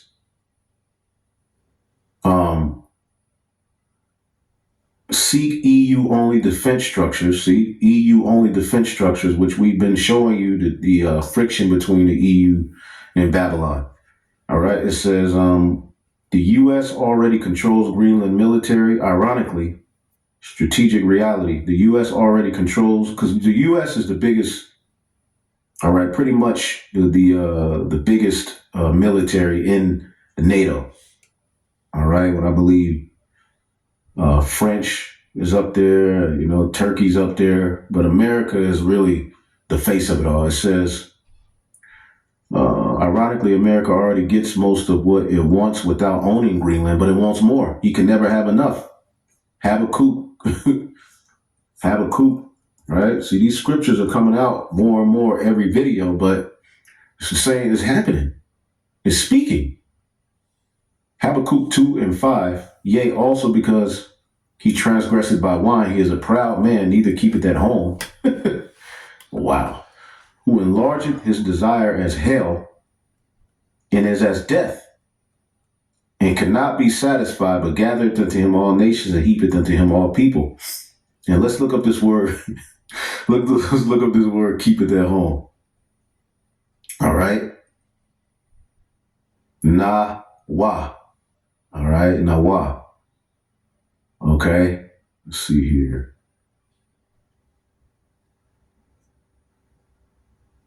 It says, and shout out to Karatazar from GMS Vegas. We were laughing about this because when he put it into the chat, I was like, man, I'm going to bring this out and act like I found it. It says, he is a proud man and does not rest, but seeks disturbances and wars. Who's this talking about? Who's this talking about, man? Sheesh. He won't sit his ass down. He's not going to do it. He's not going to do it. It's crazy. I've been feeling terrible all day, and I'm doing this video. I feel good. See? So, it says, let's see here. So America already gets most of what it wants without even owning Greenland. All right. The missile defense arc, Denmark has never blocked U.S. military access. So what more do you want? NATO already treats the Arctic as a shared defense zone. We all share this. What do you want? Okay. So a takeover would bring minimal military gain, maximum diplomatic damage. From NATO's perspective, ownership adds little, cooperation adds everything. So look, we had this alliance, we had this, this particular agreement. What are you doing? Europe would see it as imperial overreach, just like America is saying, through the Monroe Doctrine. But when you look up the Monroe Doctrine, let's just look up what it is real quick. What is the Monroe Doctrine, right? The Monroe Doctrine is a U.S. foreign policy established in 1823 by President James Monroe that warned European powers against further colonization or interference in the Western Hemisphere, asserting the Americas were closed to new European colonies, and such an attempt would be seen as a hostile act. In return, the U.S. pledged to stay out of European conflicts and internal affairs. And have they done that? Hell no. Creating separate spheres of influence. We control this side of the world, and you control that side of the world in their pride. And see, the earth has been given into the hand of the wicked. This is why they're able to do all of these things. See, this devil is on a tirade, man. Okay? So Europe will see this as an imperial overreach.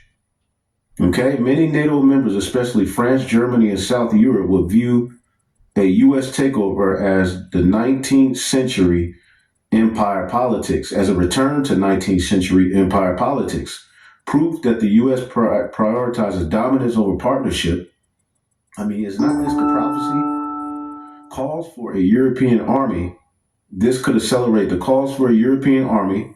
As we just read, the beast, all right, the beast is going to hate the whore. Strategic autonomy from Washington. All right, what does the word autonomy mean? So you can know. Okay. independence, basically. All right. Autonomy is the capacity of self-governance, allowing individuals to grow or groups to make independent decisions. All right. Align with their own values. See that? So all of the moves that have been made over the years have been made to benefit the team, especially Babylon. But now Babylon's like, F y'all. So this would lead to less willingness to follow U.S. leadership on China, Russia, all right, or Western Asia. Cause ain't no such thing as the Middle East. But we'll just, you could say Middle East just for, saying it, but that's a made up term. You don't go into the scriptures and see Middle East, you see Asia. So this will lead to less willingness to follow U.S. leadership on China, Russia, all right, and the so-called Middle East. So meaning ultimately these countries could tend to then side with moves that benefit China and Russia. NATO might survive, but with a mere divided command structure. You see that? Russia and China would exploit the rift. See, this is prophecy. Ezekiel 38, both Russia and China would benefit indirectly. Russia could say NATO is hypocritical. Look at how they treat their own allies. China could push European states toward economic partnerships. See that? Undermine U.S. moral authority in global forums. Even if Greenland strengthens U.S. Arctic posture, NATO's global legitimacy will weaken. Okay? The NATO only stable path, all right? Two scenarios. Denmark consents to a transfer, highly unlikely. Greenland becomes independent, then chooses close alignment or association with the U.S. Anything else risk internal NATO crisis, long-term alliance fragmentation. Woo! Okay? If America took Greenland without a consent, NATO unity would suffer. Trust in Article 5 would weaken, which these devils don't play by their rules, man. All right? Let's go to Daniel, the 2nd chapter. This is beautiful. Let's go to Daniel, the 2nd chapter. And we're going to keep bringing these things out. Give a damn if you're tired of it. Go watch a debate. Go watch somebody debate whether the Hebrew we've received is the right Hebrew, or whether the mark of the beast is an embargo. Or keep playing. Rome, all right? Daniel 2:40, Rome. All right, the 4th kingdom shall be as strong as iron. Okay, and when you deal with this 4th kingdom, let's get 2nd Esdras 11.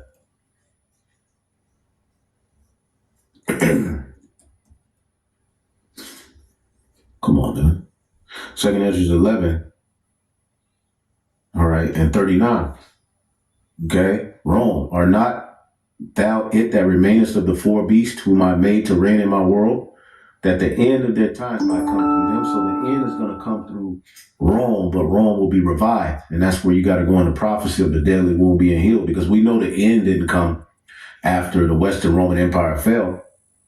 There was 1,000 years where Jake ruled, okay, which was hidden until this truth came out. Now everybody knows about it, how Jake ruled in Europe and so forth, the Moors and all that history. But after that 1,000-year period, okay, the Satan was loosed, right? And from that point, he went throughout the 4 corners of the earth, all right, to bring about the end. See, waging war, lying, ruining governments, poisoning people, stealing resources, right? And the 4th overcame all the beasts that were past and had power over the world with great fearfulness, and over the whole compass of the earth with much wicked oppression. And so long time dwelt he upon the earth with deceit. For the earth has thou not judged with truth. Now this is talking about Rome, but we know Rome will be revived. So that which is then is now, it says, for thou hast afflicted the meek, thou hast hurt the peaceable, thou hast loved liars, and destroyed the dwellings of them that brought forth fruit, and hast cast down the walls of such as did thee no harm. See? Destroyed the dwellings of them that brought forth fruit, resources. Okay? Therefore is thy wrongful dealing come up to the highest, and thy pride unto the mighty. The highest have also looked upon the proud times, and behold, they are ended, and thy abominations are fulfilled. So we're living in that time, okay, where the revival of Rome, which is the kingdom in which the Lord was going to send his only begotten son back, is being divided, okay, and prepared for war, which is going to lead to the destruction of Babylon the Great. Daniel 7:19, then I would know the truth of the fourth beast, which is diverse from others. And we know Rome was diverse from others because they brought in their kings via voting in the Senate, which that's all reestablished here today. Exceeding dreadful, whose teeth were iron and his nails of brass, which devoured and brake in pieces and stamped the residue with his feet. See, this Rome, okay, gave this Edomite his authority in the earth. Okay, let's get Revelation 13. This is Revelation 13 and 2. See, and the beast which I saw was like unto a leopard. The beginning of this beast system started with the Greeks, with Alexander, right? And his feet were as the feet of a bear, because it's going to end with the might of Russia gathering all of these different nations, okay? Because Russia is going to be at the forefront of these European nations saying we got to deal with this whore, right? It's too much. BRICS, which is we talked about, currency to trade outside of the dollar.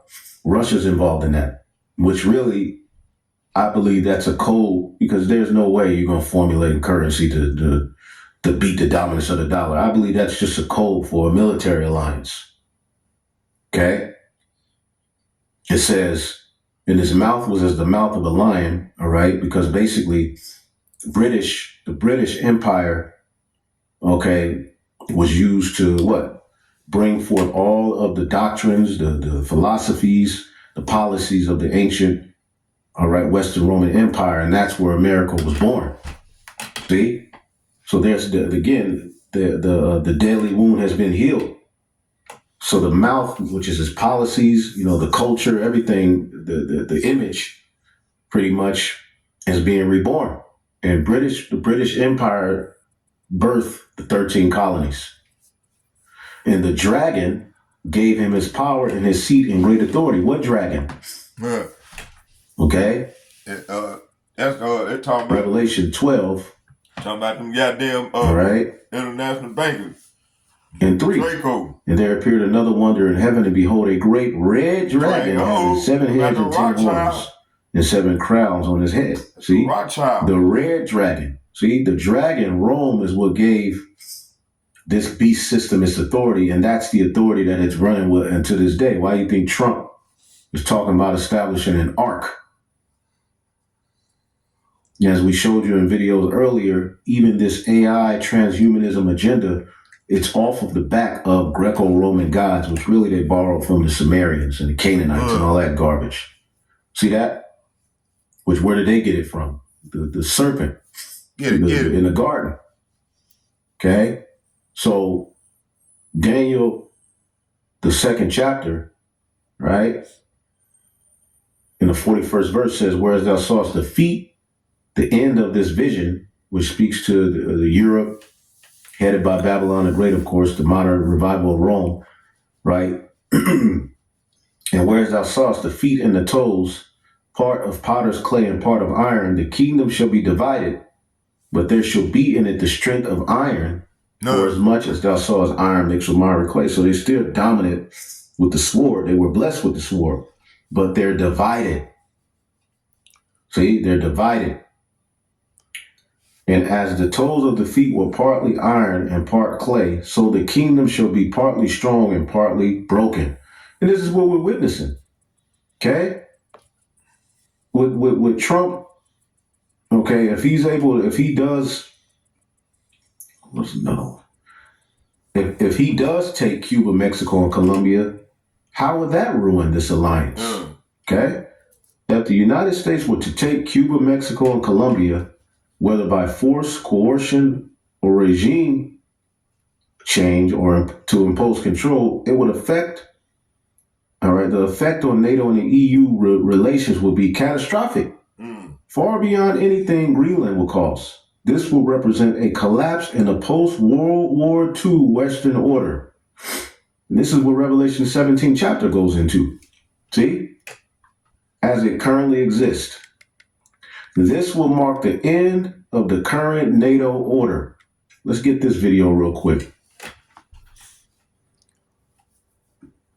True social media posts from the administration to bring you up to speed on here as we watch these shifting tectonic plates of geopolitics. The first one from the President of the United States, sharply critical now of the NATO Western military alliance. The President saying on social media a short time ago, Russia and China have zero fear of NATO without the United States, and I doubt NATO would be there for us if we really needed them. Everyone is lucky that I rebuilt our military in my first term and continue to do so. We will always be there for NATO, even if they won't be there for us. The only nation that China and Russia fear and respect is the great DJT, rebuilt USA, make America great again. That coming from the President of the United States in apparent response to criticism from some that he is seeing about the White House's statement yesterday suggesting that the U.S. may use military force to try to take over Greenland. There you go. Huh. Woo. Now, to get a little bit more on this, which you can look these things up on your own, but it's good to know. This will mark the end of the current NATO order. NATO is not just a military pact, but it's built on four moral pillars: sovereignty, territorial integrity, which America hasn't showed that, collective defense, rule-based order.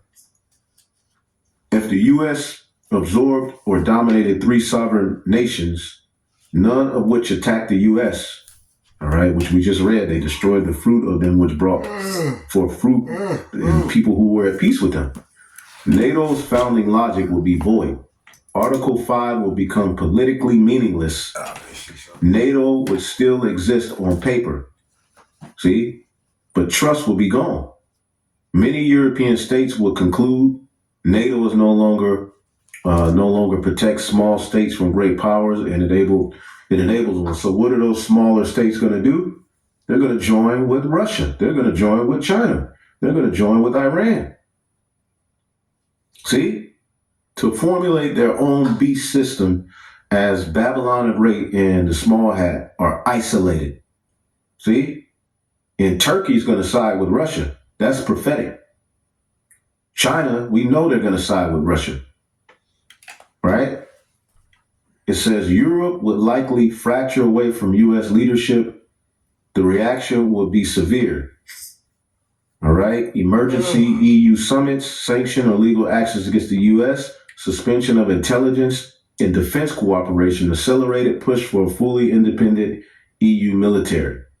Countries most alarmed: France, Germany, Spain, Italy. Smaller states, all right, fear precedent. And this mimics what was going on in the ancient Roman Empire. This could lead to a de facto NATO split. US-led bloc, EU-centered defense bloc. NATO would survive only as a shell alliance. Latin America will unite against the US. This scenario would validate the worst fears of U.S. imperialism. Now you have allies of your enemies, right, in your in your hemisphere, all right, close to you. Trigger content-wide backlash could create a Latin American security bloc. Countries like Brazil, Argentina, and Chile would seek defense and economic alignment with China and Russia. See? And see, this is what Ezekiel, the 38th chapter, prophesied, man. Okay? Real quick, which we have lessons going into this whole chapter. Ezekiel 38 and 4. And I will turn thee back and put hooks into thy jaws, speaking of Gog and Magog, or Gog of Magog. All right? It says, and I will turn thee back and put hooks into thy jaws, and will bring thee forth all thine army, horses and horsemen, all of them clothed with all sorts of armor. And as you see, Russia is back in that dominant USSR spirit, that Soviet spirit. This is by design. Okay, and they have an evil eye towards the West. Although sometimes things seem like they're okay between them, it's not. It's going to get bad. Even a great company with bucklers and shields, all of them handling swords. Persia, which is Iran, Ethiopia, and Libya with them, all of them with helmet and shield. All of them armoring up themselves, aligning themselves. And these are all countries that America has effed over or is trying to F over. Especially Libya. Come on now. Ethiopia, I'm a good. What did the British do there? See? America is currently trying to disrupt Iran and take over, right? All of them with shield and helmet. Gomer, right, which is parts of Turkey, and the House of Togomar, the North Quarter, and all his bands, and many people with thee. It's speaking of Turkey. See? And many people with thee. China will be up in there, right? Be thou prepared and prepare thyself, thou and all thy company that are assembled unto thee, and be thou a guard unto them. So many of these smaller nations that know goddamn well they can't stand up against the Western dominance, okay, are going to, okay, Russia's going to be a guard unto them. All right? A place of confinement. Ma Shamar, see?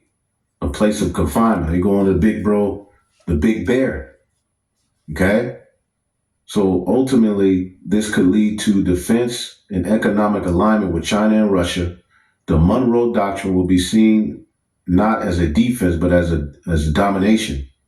Russia and China would gain, all right, enormously without firing a shot. Russia would justify its action in Ukraine and elsewhere, undermine NATO credibility worldwide, pull neutral slates into its orbit, position itself as the defender of its sovereignty, as a defender of sovereignty. So these different nations, as you see, China, all right, will position itself as the defender of sovereignty, expand Belt and Road in Europe and Latin America, undercut U.S. moral authority in the UN. The U.S. would win territory but lose the world order. And that's what the elites want anyway, because they're getting ready to bring about a new world order. But it's a snare for Babylon. Okay? Economic fallout would be immediate and severe. EU and U.S. economic relations, trade relation, technology decoupling, and dollar dominance questioned more aggressively. See? Dollar dominance is questioned more aggressively. So as we were reading in Daniel, the 2nd chapter, right? They're partly strong, all right, and they're partly broken, all right? They got the sword, but they don't agree economically. They don't agree with moves being made. They don't agree on who should have what. And they're questioning this alliance that they had. Whereas thou sawest, Daniel 2:43, iron mixed with miry clay. You put iron and try to bind it to clay and try to bind it to iron, it's not going to stick. All right? They shall mingle themselves with the seed of men through alliances, through marriages, to form alliances, and, you know, but they shall not cleave one to another, even as iron is not mixed with clay. Okay? And when you read this in the NLT, it says what? The mixture of iron and clay also shows that these kingdoms will try to strengthen themselves by forming alliances with each other through intermarriage. And when you look it up, okay, were the alliances made in early Europe and America done by intermarriage? See what it says. Yes. Intermarriage was a crucial tool for forging alliances in early Europe and the Americas, used by the European royals to unite nations by colonist traders with Native Americans to build economic, social, and military partnerships. So, you know, they done their wickedness amongst the tribes too. All right. And you could look at a movie, The Flower of, I forget, it's a movie. forget the name of this movie. The Flower.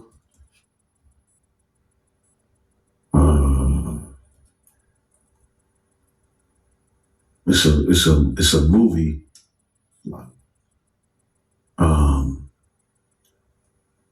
This damn movie.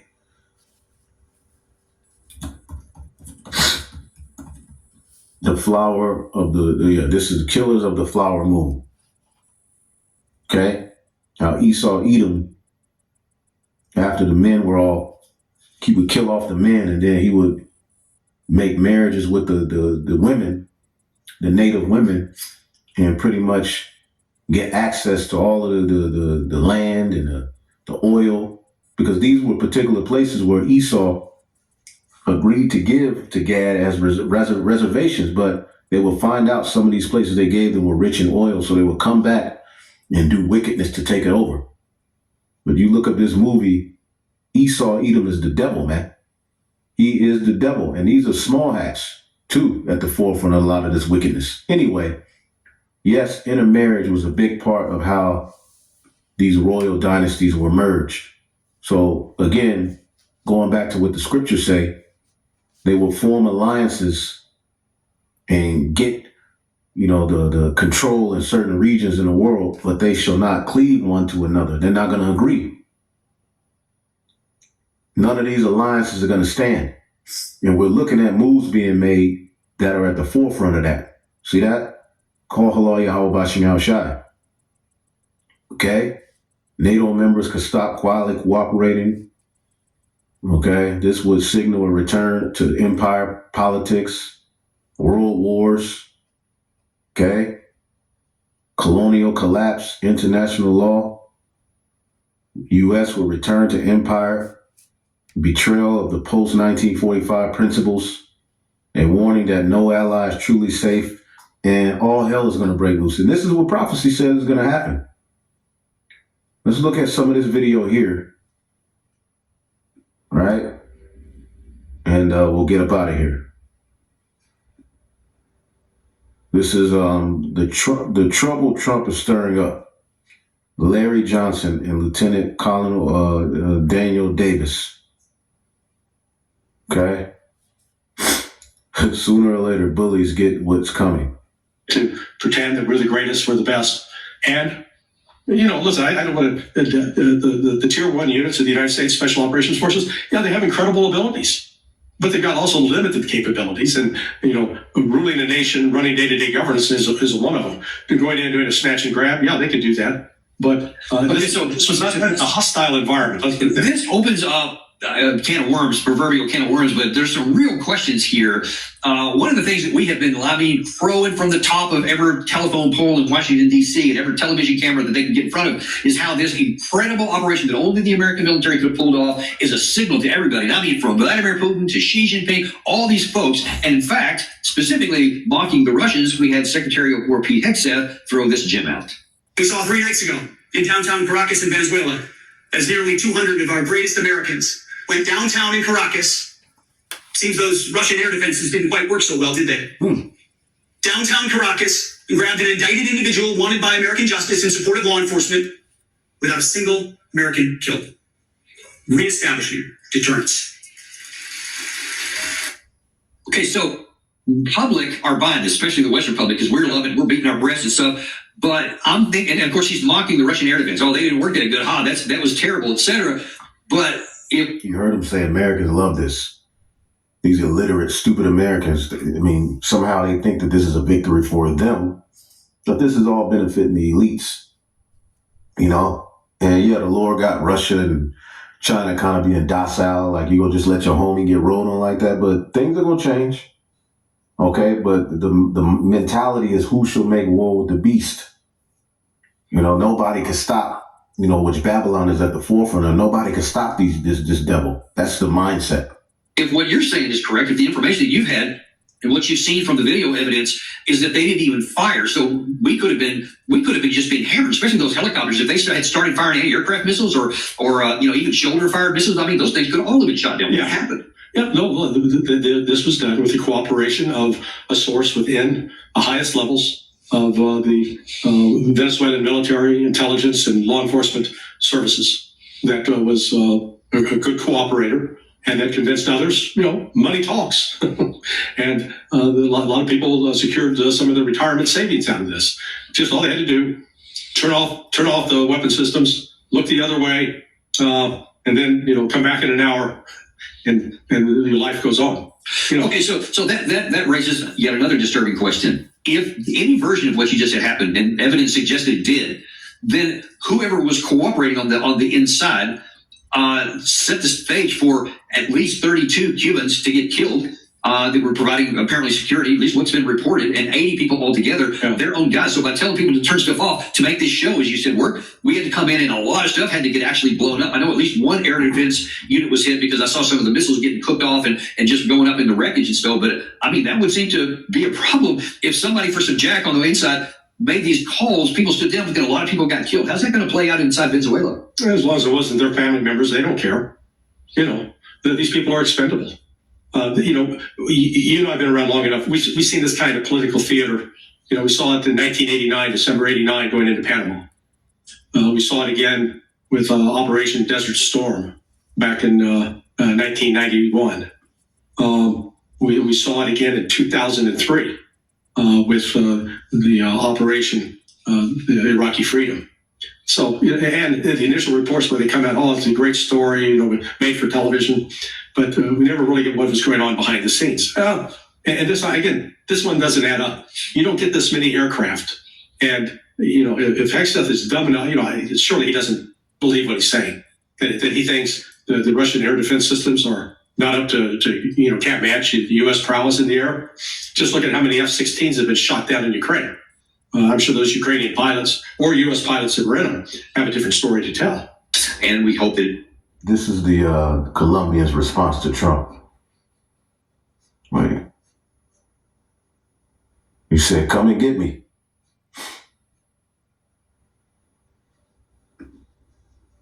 Meanwhile, a row has erupted between President Donald Trump and his Colombian counterpart, Gustavo Petro, as it seeks to deter the U.S. from replicating military action in its country. The U.S. president already calling Colombia's leader a sick man who runs cocaine mills while speaking to Air Force One reporters last week. You Edomites love coke.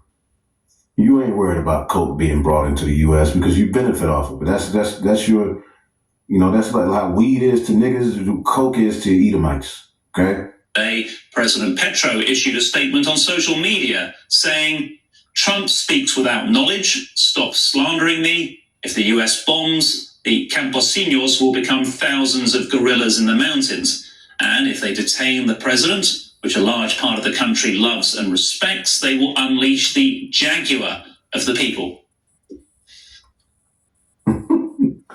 So things are getting interesting. So it's getting ready to be a lot of chaos in these Latin countries. We begin today's show looking at the U.S. attack on Venezuela and the abduction of Venezuelan President Nicolas Maduro and his wife. Well, this is complete. There's something funny, some funny business going on here. There's a video call for an uprising did on it, but again, I don't want to get too much into that. Even here in America, there's getting ready to be chaos. Let's bring in that. You have the situation where an ICE agent shot, someone in Minnesota. Something's going on in Minneapolis. Keep your eye on that place. Okay, but with this, Alabama Senator, the great Tommy Tuberville, who I guess still running for governor. Senator, you're running for governor still, right? Yes, sir. Signed up this week to run, and looking forward to campaigning. The ICE shooting. See?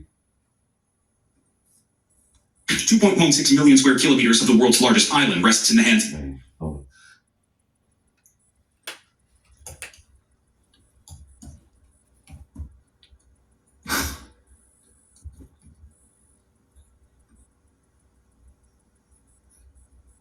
Here we go. We've got several videos showing the moment that an ICE agent fired his weapon in what ICE says was self-defense. For more on that, let's bring in Carrie Irvine, Fox News legal editor and former counselor to Attorney General Bill Barr. Carrie, good to have you with us. And I think we want to just get a look at these videos. Let's do that right now.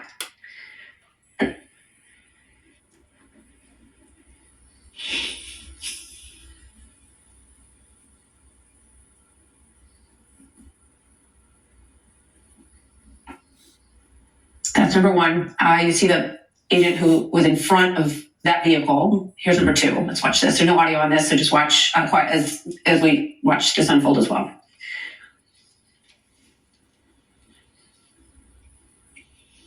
That second one harder to see. It's from across the street. We have a third video that we also are cleared to use now as well. Let's take a look at this one from a higher angle. And you see this is the car after the shooting as it plows into two cars that were parked on the street there. Carrie, your thoughts on these videos and on what you just heard? We've got just 20 seconds left. What we don't have video of, Martha, and it's very important, is what happened right before that. And context and circumstances matter because that's what's going to matter in a court of law. These situations are always very fact specific.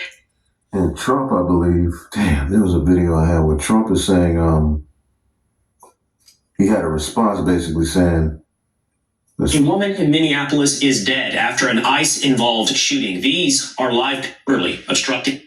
This is what Trump said. I've just viewed the clip of the event which took place. It's a horrifying thing to watch. The woman screaming was obviously a professional agitator, and the woman driving the car was very disorderly, obstruction and resisting, who then violently and willfully, viciously ran over the ICE officer who seemed to have shot her in self-defense.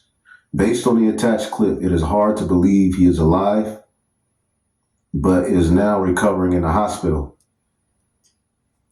The situation is still being studied. So it's all kind of stuff happening, man. But listen to what it says. It is entirely, the situation is being studied in its entirety, but the reason these incidents are happening is because of the radical left. See that radical left there, you're keeping that left-right paradigm in your face. It's threatening, assaulting, and targeting our law enforcement officers and ICE agents on a daily basis. They are just trying to do the job of making America safe. We need to stand and protect our law enforcement officers from this radical left movement of violence and hate. Because see, these Democrats, are calling for ICE to get out of their states. Minnesota Democrats voice outrage after fatal shooting. Leave our state immediately. And this has been the sentiment. But see, what you're getting ready to see is the left-right divide take the streets. Things are getting ready to get crazy.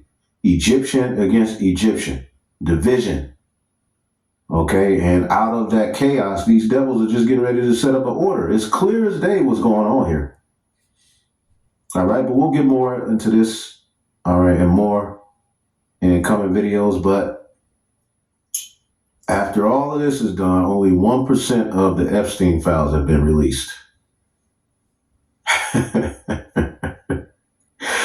Boy, this devil is something else, man. So hopefully y'all edified. I'll leave it there. Shalom.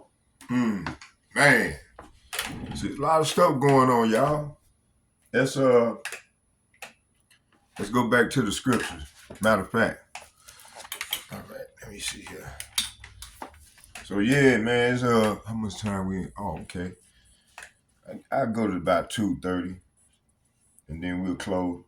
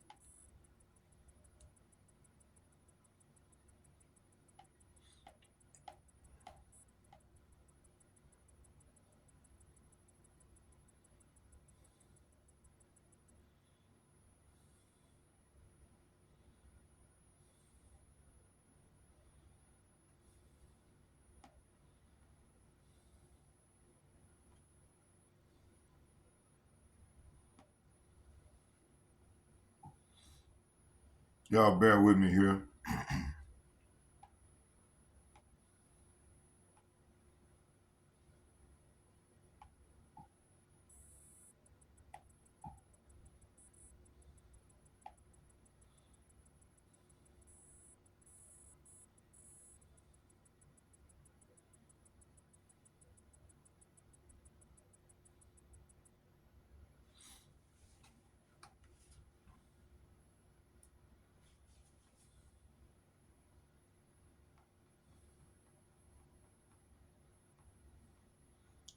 Okay, second Esdras.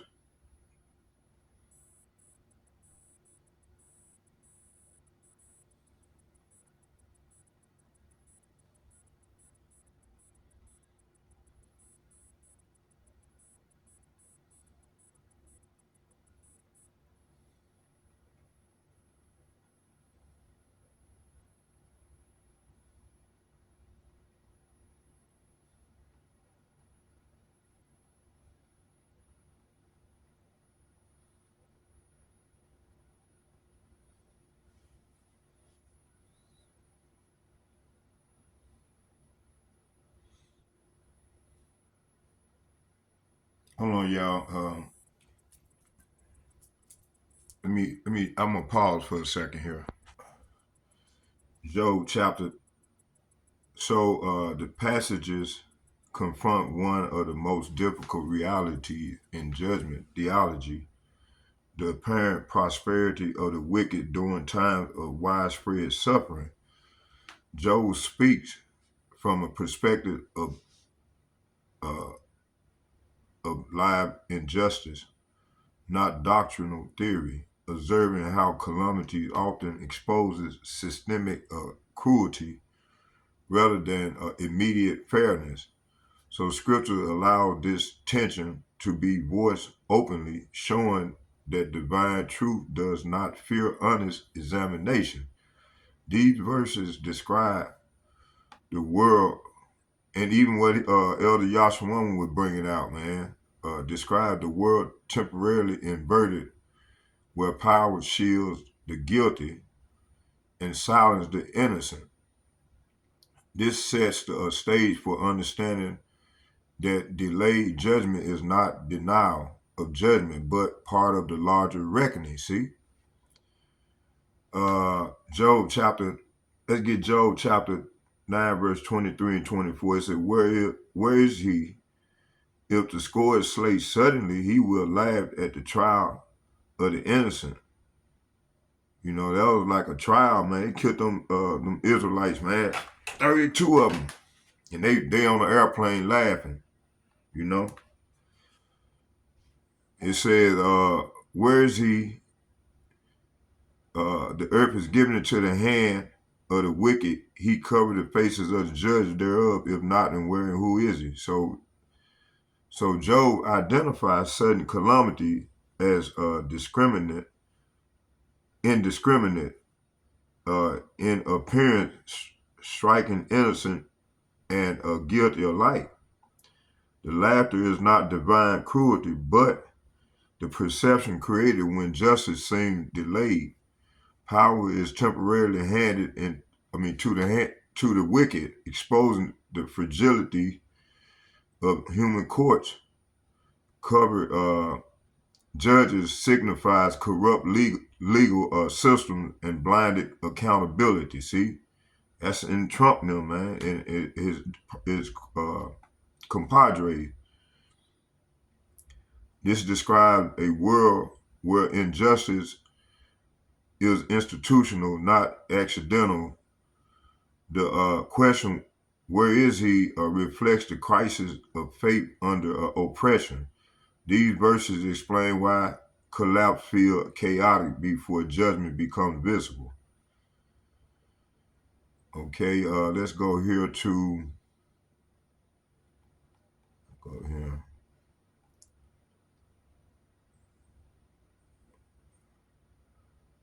Let's get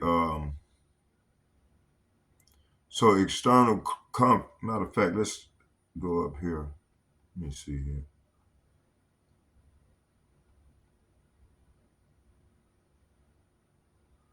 and get Job chapter 24, verses 20. It said,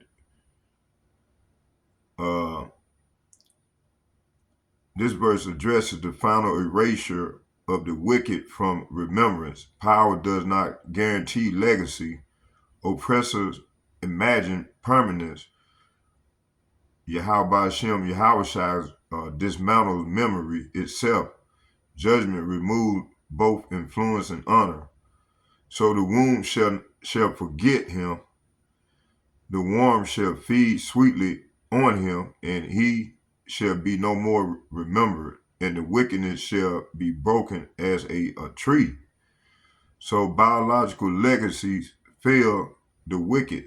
Social remembrance collapses. See, this is what's going to happen to these devils, man. And when they wake up, they're going to be head on into slavery. So the mighty fade without tribute. Decay replaces dominance. And this is the end of the elite immortality myth. Wicked systems rot from the root. Judgment is irreversible. So the verse confronts the false belief that Yahweh Hashem Yahushua is neutral towards evil. Moral tolerance is not a divine approval. Institutions often make patience for acceptance. The Most High hatred is judicial, not emotional.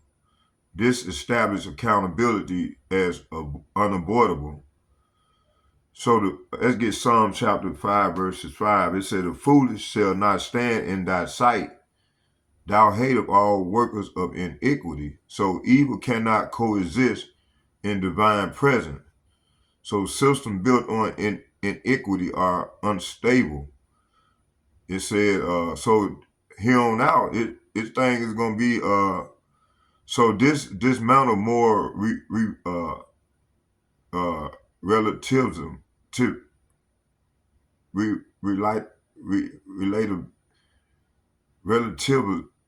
relativism.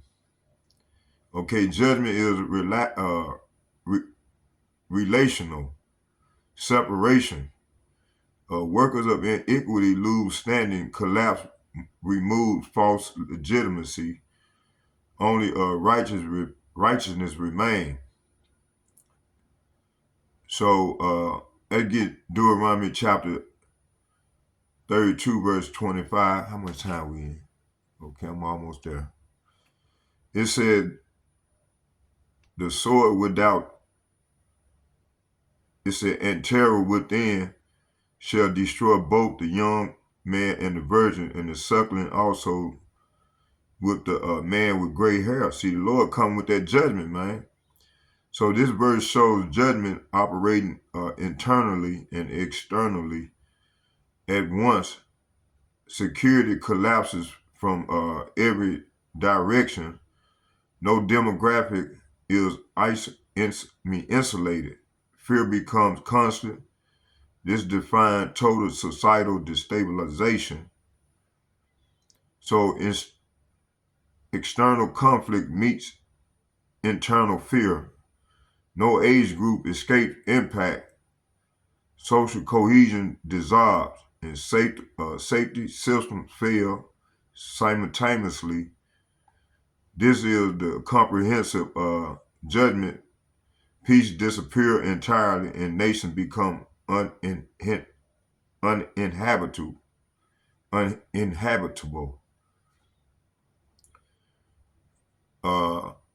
This verse I'm going to bring out next is it defines the reason for divine intervention.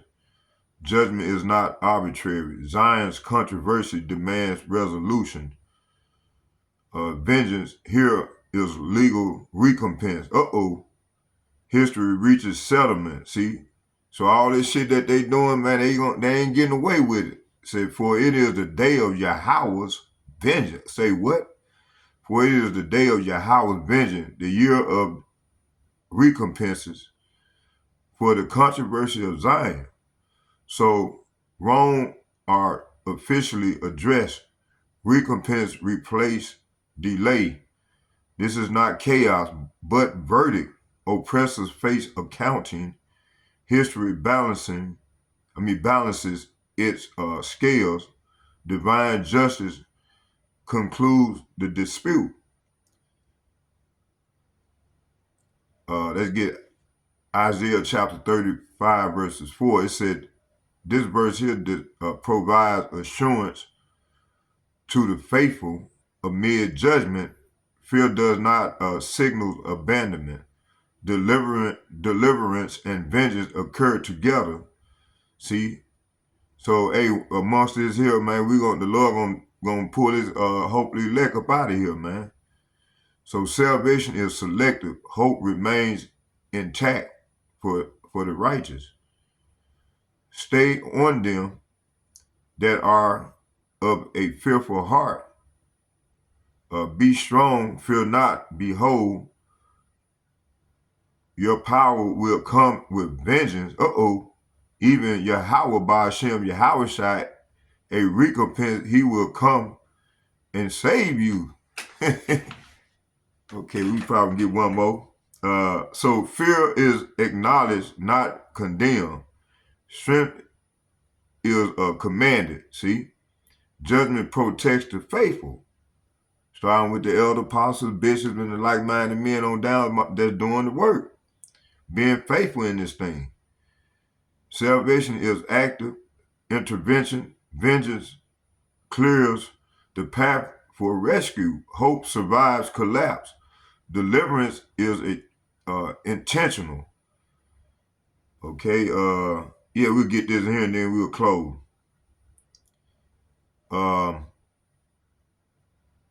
Isaiah chapter 40 verse 10, it said, behold, Yahweh Ba'ashem Yahweh Shai will come with strong hand, and his arm shall rule for him. Behold, his reward is with him, and his work before him. So this verse declares the manner of divine arrival. Salvation is not passive. Authority accompanies deliverance. Reward and judgment moves together. The Most High enters history decisively. See? Let's read it again. That's beautiful. I like this verse here. It said, behold, Yahweh Ba'ashem Yahweh Shai will come with strong hand, and his arm shall rule for him. Behold, his reward is with him, and his work before him. So power enforces righteousness. Deliverance is governed, not chaotic. Reward distinguishes the faithful. Judgment execute order. This end illegitimate rule. Authority is reclaimed, and restoration follows dominion. So I hope y'all was edified with the lesson. I think that's about it, what I wanted to bring. Yeah, let's get one more. Let's get Second Esdras. We'll get one more. Let's see up here. Let's go right here. Let's get one more.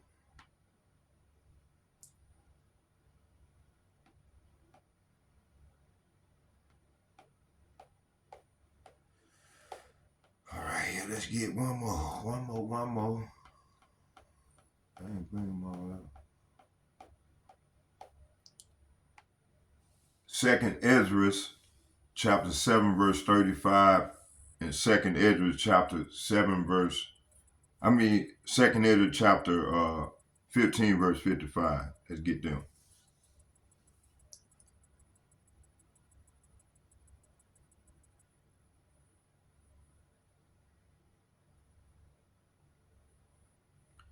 So this marked the end of all meditating systems, legal, political, religious, and cultural, that once delayed accountability. It described the moment when history's noise is silent and only divine standards remain operative. All false narrative collapse and performance-based righteousness is stripped away. It said this is the point where outcomes are no longer negotiable or appealable. This verse established finality. Judgment is no longer approaching, it is standing. 2nd Esdras chapter 7 verse 35, it said, the judgment shall only remain, truth shall stand, and faith shall wax strong. It said every competing authority is removed. Judgment operates without obstruction. Truth no longer contends with lies. It stands alone. Faith strengthens because ambiguity is gone. The righteous are no longer pressured to compromise. Systems built on distortion vanish instantly. This is the stabilization phase after collapse. 2nd Esdras chapter 15 verses 55, it said, this verse here illustrates how judgment compounds rather than relents, only fully activated. Escape from one calamity only leads into another. Human strategy fails under layered consequences. This reflects total systemic breakdown where no safe corridor exists. It exposes the illusion that survival can be engineered apart from repentance. A fire and the sword shall lay waste Egypt. See, this is what's going to happen to America. And they that escape the hunger shall die by the sword, and they that escape the sword shall die by hunger. So judgment close all exit routes. Economic collapse, violence reinforce each other. Flight does not equal deliverance. Systems fail sequentially, but overlap in effects.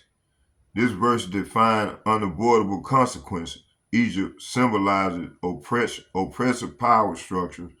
Total collapse confirmed divine verdict. So with all being said, man, I hope y'all edified. That's it. So let's get a prayer in. Barakatah Yahweh, Barakatah Yahweh Shai, Barakatah Yahweh, Barakatah Yahweh Shai, Call Lawyer, Yahweh, Bahashem, Yahweh Shai, Bahashem, Rekakadash. All heavenly praise and honor and glory go to Yahweh, Bahashem, Yahweh Shai, Bahashem, Rekakadash. And second, I'd like to give double shouts and double honor to all the elder apostles and bishops from GMS who rule well. And peace and salutation to the hopefully elect men and women that are calling on the Lord's name and coming back to their power and truth.